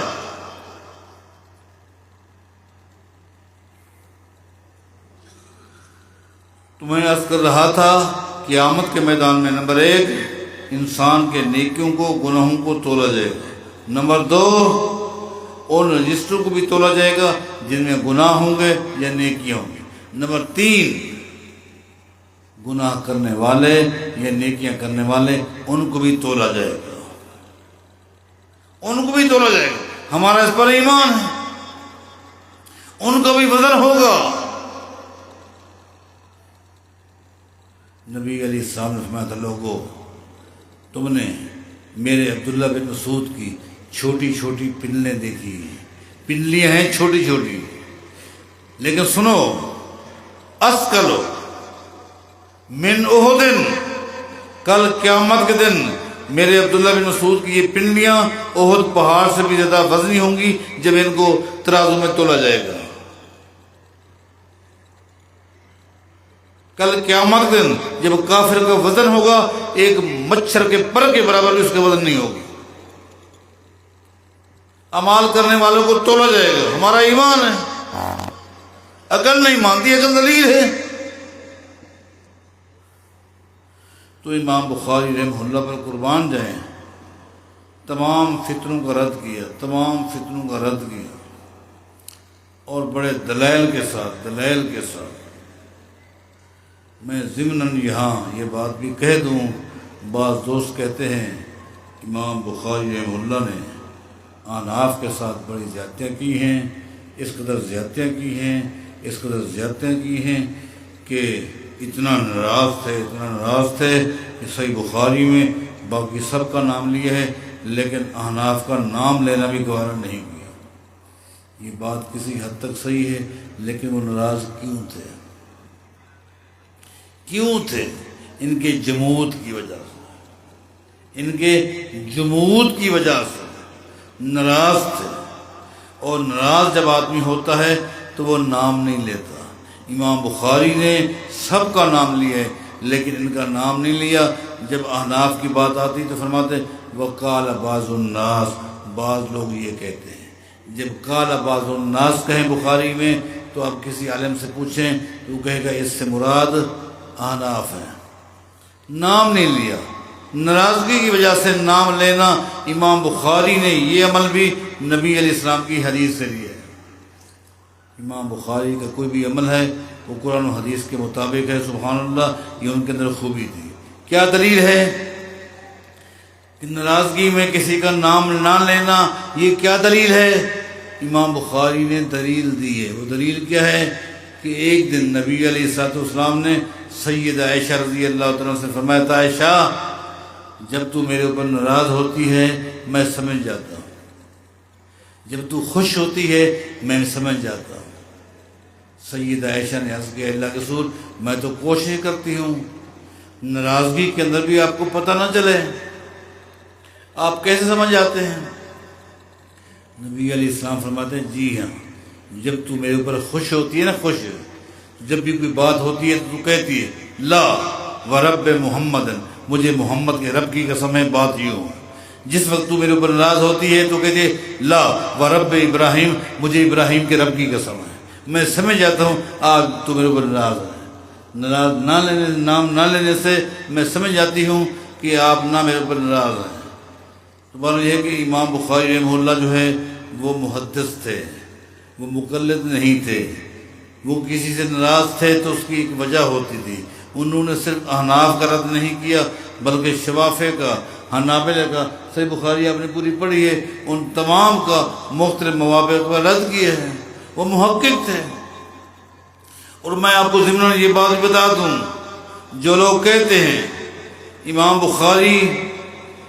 بخاری محدث تھے، اور جو محدث ہوتا ہے وہ فقیہ کا محتاج ہوتا ہے، وہ فقیہ کا محتاج ہوتا ہے، یہ بات غلط ہے، بہت غلط بات ہے۔ بات اس کے برعکس ہے، جو فقیہ ہے وہ محدث کا محتاج ہے، کیونکہ حدیث تو محدث کے پاس ہے، حدیث تو محدث کے پاس ہے۔ پہلے وہ محدث سے حدیث پڑھے گا، اس کے بعد اس سے استدلال کرے گا۔ پہلے وہ محدث کے آگے دو زانوں بیٹھے گا. محدثین جو ہیں وہ فقہا ہیں. جو محدثین ہیں وہی فقہا ہیں. آپ کو یقین نہ آئے. ٹائم کتنا ہوگی؟ چلو 10:15 تو ابھی بہت ٹائم کم ہے. مجھے پتا ہے کہ آج ساری رات یہاں پروگرام ہونا ہے. میں سنتا رہا. مہمان خانے میں بیٹھا تھا, باتیں ہو رہی تھی, میرے بارے بات ہو رہی تھی کہ ان کا خطاب تو ہے 1 گھنٹہ, باقی رات کو ساری رات میں سنتا رہا. کہ میں نے کہا میرے آگے آگے مائک تو ہے, میں دیکھتا ہوں. پھر میں خاموش رہا, باتیں سنتا رہا کہ وہ فلاں آئے گا, فلاں آئے گا, فلاں آئیں گے, سب کے خطابات سنیں گے. میری 1 گھنٹے کی بات سن تو آیا ہوں, لیکن مجھے بالضبط نہیں کہا گیا. اب میں چلتا رہوں گا ان سے. ابھی تو میں نے اس حدیث کے بارے میں کوئی بات ہی نہیں کی. تو میں عرض کر رہا تھا, بر صغیر پاک و ہند میں ایک بہت بڑی علمی شخصیت گزری ہے. بلکہ بر صغیر پاک و ہند کے جتنے بھی اہل سنت والجماعت کے فرق ہیں, تمام میں سے ہر ایک کا دعویٰ ہے کہ وہ ہمارا پیشوا تھا, وہ ہمارا پیشوا تھا, وہ ہمارا پیشوا تھا. وہ کون ہے؟ شاہ ولی اللہ محدث دہلوی رحمۃ اللہ علیہ. سب دعویٰ کرتے ہیں وہ ہمارے پیشوا تھے. چلو ٹھیک ہے, دعویٰ کرتے ہیں. ان کی کتاب ہے, بہت ساری کتابیں. اس کتاب کا نام ہے حجت اللہ البالغہ. شاہ ولی اللہ محدث دہلوی رحمہ اللہ نے حجت اللہ البالغہ کے اندر فقہا کو 2 حصوں میں تقسیم کیا ہے. فقہا کو 2 حصوں میں تقسیم کیا ہے. میرے اس جملے کو نوٹ کیجئے, پلے باندھیے. شاہ ولی اللہ محدث دہلوی رحمہ اللہ نے اپنی عظیم کتاب, جو تقریباً اکثر مدارس کے اندر پڑھائی جاتی ہے, حجت اللہ البالغہ, اس کے اندر فقہا کو 2 حصوں میں تقسیم کیا ہے. فقہا محدثین, فقہا اہل الرائے. ایک قسم کیا ہے؟ فقہا محدثین. دوسری قسم کیا ہے؟ فقہا اہل الرائے. یعنی کچھ فقہا ہیں جو محدثین ہیں, اور فرماتے ہیں جی ہاں کچھ فقہا ہیں جو اہل الرائے ہیں, رائے کو, قیاس کو دین سمجھتے ہیں. حجت اللہ البالغہ پڑھیں. پہلی قسم فقہا محدثین میں کن کو لائے ہیں؟ فقہا اہل الرائے. دوسری قسم میں کن کو لائے ہیں؟ ذرا پڑھیں تو صحیح. اگر ہم آپ کو اہل الرائے کہیں آپ کو تکلیف ہوتی ہے, سلام دعا ختم کر دیتے ہیں کہ ہمیں انہوں نے اہل الرائے کہہ دیا. رائے اور قیاس والے ہیں. آپ اپنے پیشوا کی کتاب پڑھیں. انہوں نے فقہا کو 2 حصوں میں تقسیم کیا ہے, فقہا محدثین, فقہا اہل الرائے. فقہا محدثین میں 2 آدمیوں کا ذکر کیا ہے. ایک امام احمد بن حنبل رحمہ اللہ, اس کے بعد امام بخاری رحمہ اللہ. یہ کون ہے؟ فقہا محدثین. فقہا اہل الرائے میں ابراہیم نخعی اور امام ابو حنیفہ, یہ اہل الرائے ہیں. اہل الرائے, اہل الرائے میں عمل کیا. یہ آپ کا کہنا کہ دیکھو ہدایہ اسلام کی کتنی عظیم کتاب ہے, کہتے ہیں کہ ہدایہ میں اور بخاری میں فرق ہے. اب آئیے, بخاری اور ہدایہ میں فرق ہے. تقابل کرتے ہیں. تقابل کیا تقابل کرتے ہیں؟ کہتے ہیں بخاری جو ہے صرف روایت کا مجموعہ ہے. بخاری جو ہے روایت کا مجموعہ ہے, اس میں روایات ہیں. جبکہ اس کے مقابلے میں جو ہدایہ ہے وہ روایت اور درایت کا مجموعہ ہے. روایت اور درایت کا مجموعہ ہے. اللہ کے بندو, اللہ کے بندو, اگر جس کو آپ نے روایت اور درایت کہا ہے، روایت کے بارے جو ہدایت کی روایات ہیں اس کے بارے آپ علامہ ذیلی حنفی کی کتاب نصب الرایہ کو پڑھ لیں۔ اس نے ہدایت کی روایات کے بارے کیا کہا ہے؟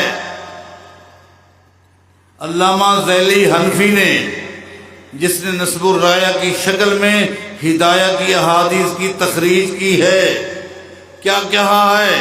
وہ فرماتے ہیں ہدایہ میں جتنی بھی روایتیں ہیں وہ ساری نایاب ہیں۔ نایاب کا مطلب یہ کسی حدیث کی کتاب میں نہیں ملتی۔ یہ تو ہے روایات۔ درایت، کیا درایت اس چیز کا نام ہے؟ درایت نہیں ہے، در حقیقت نبی علیہ السلام کی حدیث کی مخالفت ہے۔ درایت نہیں ہے بلکہ مخالفت ہے، اس کو درایت کہتے ہیں۔ یہ درایت آپ کو منظور ہو، یہ درایت ہے نبی علیہ السلام کی حدیث صحیح بخاری میں، صلو قبل المغرب رکعتین، صلو قبل المغرب رکعتین۔ نبی علیہ السلام فرماتے ہیں لوگوں، مغرب کی اذان کے بعد، مغرب کے فرضوں سے پہلے 2 رکعتیں پڑھ لیا کرو، 2 رکعتیں پڑھ لیا کرو۔ اب آئیے ہدایت کی آپ کو درایت سناؤں۔ یہ درایت ہے، درایت اسے کہتے ہیں۔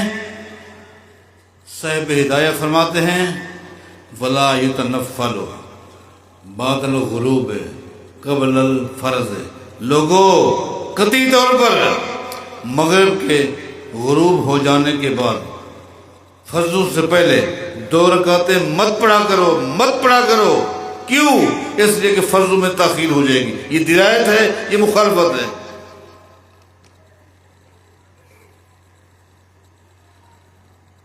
استخلف رسول اللہ صلی اللہ علیہ وسلم ابن ام مکتوم وهو اعمى يصلي بالناس وهو اعمى۔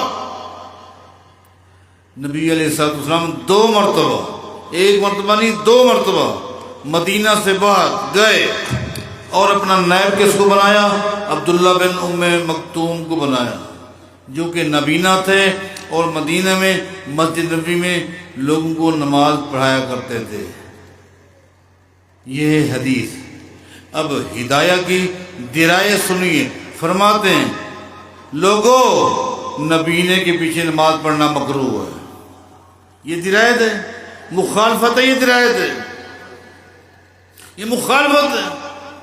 نبی علیہ السلام کا فرمان ہے ما اسکر کثیرہ فقلیلہ حرام۔ اگر کوئی چیز ایسی ہے جس کے زیادہ استعمال سے نشہ آ جائے، اس کی معمولی مقدار بھی حرام ہے۔ اب اس کی درایت سنیے، درایت ہے، مخالفت ہے۔ صاحب ہدایہ کہتے ہیں وَلِأَنَّ الْمُفْسِدَ هُوَ الْقَدْحُ الْمُسْكِرُ فَهُوَ حَرَامٌ عِندَنَا۔ وہ پیالہ جس پیالے سے نشہ آ جائے وہ حرام ہے، کم مقدار حرام نہیں۔ یہ درایت ہے، یہ تو مخالفت ہے، مخالفت ہے۔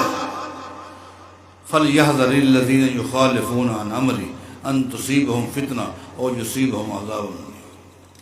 تو میں عرض کر رہا تھا کتاب التوحید یہ آخری چپٹر ہے، اس کے اندر غالباً 58 ابواب ہیں۔ جامعہ سے لے کر ہر فتنے کا امام بخاری رحمہ اللہ نے دلائل کے ساتھ رد کیا ہے۔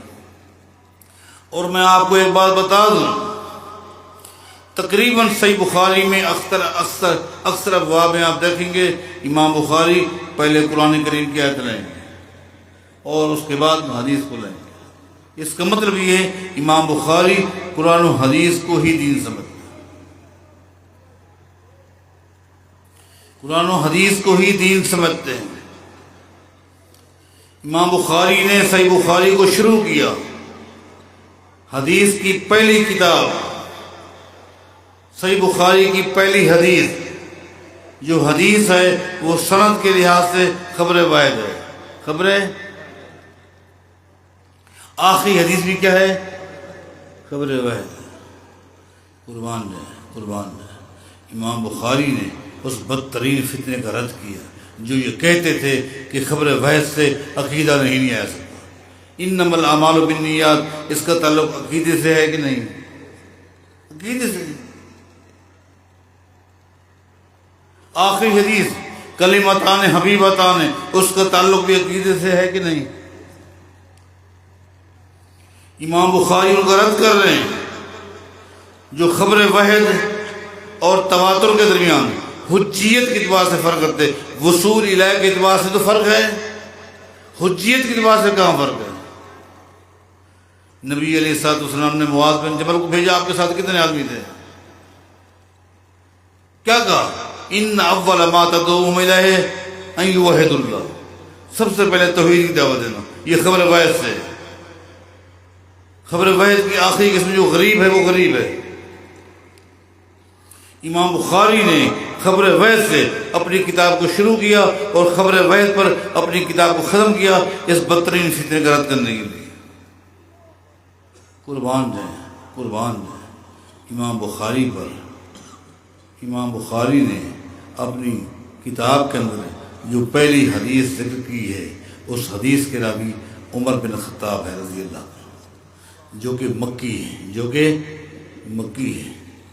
آخری حدیث جس کے راوی ابو ہریرہ ہیں رضی اللہ عنہ، جو کہ مدنی ہیں، بتانا چاہتے ہیں اسلام مکہ سے شروع ہوا، مدینہ مکمل ہوا.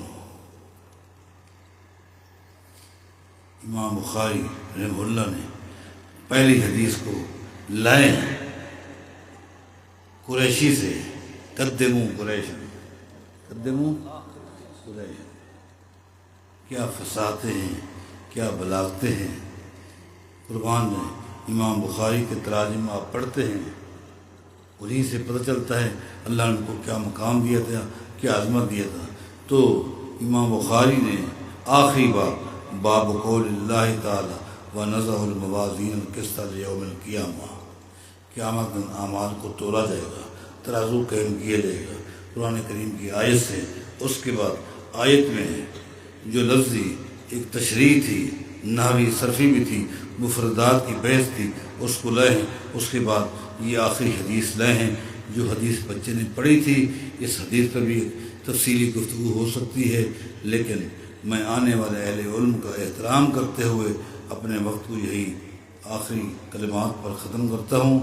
اور آخر میں طلباء سے کچھ باتیں کہوں گا جن باتوں کو بیان کرنا میں لازمی سمجھتا ہوں. سب سے پہلی بات تو یہ ہے کہ میں آپ کو، آپ کے اساتذہ کرام کو، آپ کے والدین کو اور آپ کے منتظمین کو دل کی گہرائی سے مبارکباد پیش کرتا ہوں. آپ لوگ باضابطہ طور پر اہل علم کی صف میں داخل ہو چکے ہیں. اللہ تعالیٰ سے میں آپ کے لیے دعا کرتا ہوں، اللہ تعالیٰ ہمیشہ آپ سے دین کا کام لیتا رہے. دیکھیں میرے بھائیوں، میرے بیٹوں، میری اولادوں، اس وقت آپ کا میرا ایک رشتہ استاد شاگرد کا بھی ہو چکا ہے.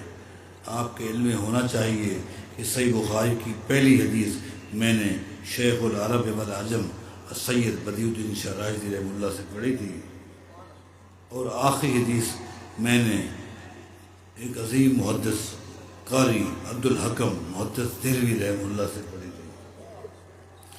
شیخ عبدالحکم محدث دہلوی رحمہ اللہ سے جو پڑھی ہے تو میرے اور میاں نذیر حسین محدث دہلوی رحمہ اللہ کے درمیان اس لحاظ سے دو واسطے ہیں.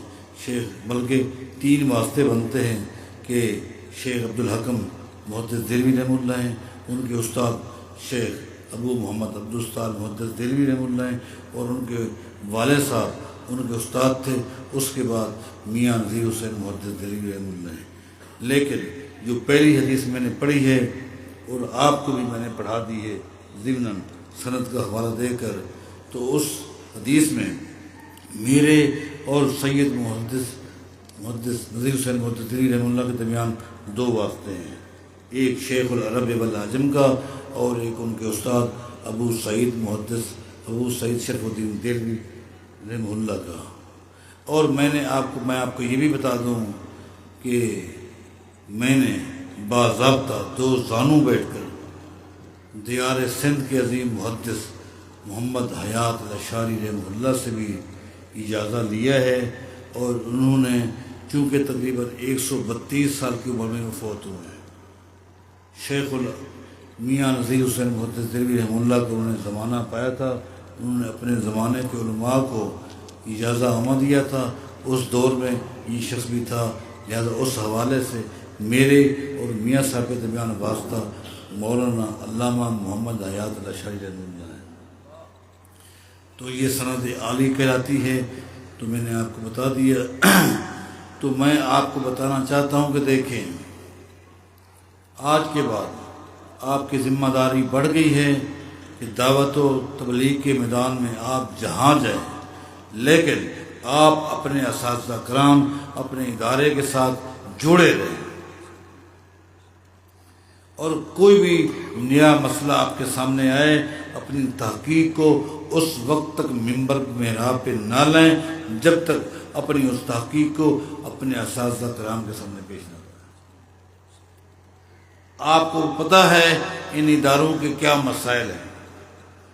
لوگ باہر بیٹھ کر تو بہت کچھ باتیں کرتے ہیں، لیکن آپ اندر میں رہنے والے ہیں، آپ جانتے ہیں.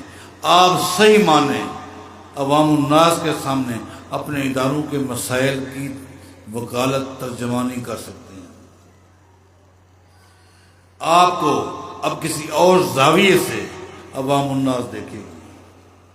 آپ کو، آپ کے لباس کو، آپ کی حجامت کو، آپ کے عقیدے کو، آپ کے لین دین کے، آپ کے معاملات کو کس زاویے سے وہ چیک کریں گے یہ آپ بہتر جانتے ہیں. یہ بھی کہوں گا کہ آپ ان کتب کے ساتھ رابطے کو قائم رکھیں. ان کتب کو کتابوں کو آپ صحیح پہ رکھ دیں گے تو سمجھو کہ آپ کی گمراہی کی ابتدا ہو چکی ہے.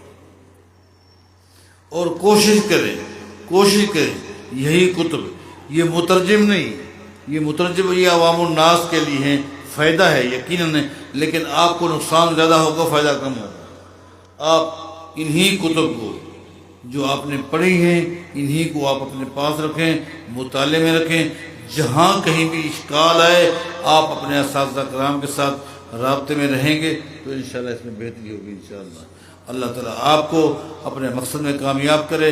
میں تمام بھائیوں کو بھی جزائے خیر کہتا ہوں کہ جنہوں نے استقامت کا مظاہرہ کیا اور میرے ٹوٹے پھوٹے جملوں کو سنتے رہے اور برداشت کیا. اساتذہ کرام کے جو اوقات ہیں ان میں کچھ میں اگر لے گیا ہوں تو مجھے اب معاف کریں. بس باتیں میں لگا رہا، پتہ نہیں چلا. اقول قولی ھذا واستغفر لی ولکم وآخر الحمدللہ. جزاکم اللہ احسن جزا. اب فضلائے کرام سے میں ملتمس ہوں کہ یہ نشستیں چھوڑ دیں اور اسٹیج پر جن بچوں کی ڈیوٹی ہے وہ فی الفور ان کرسیوں کو جو طلباء کے لیے رکھی گئی تھیں ان کو یہاں سے ہٹا لیں، وقت ضائع کیے بغیر.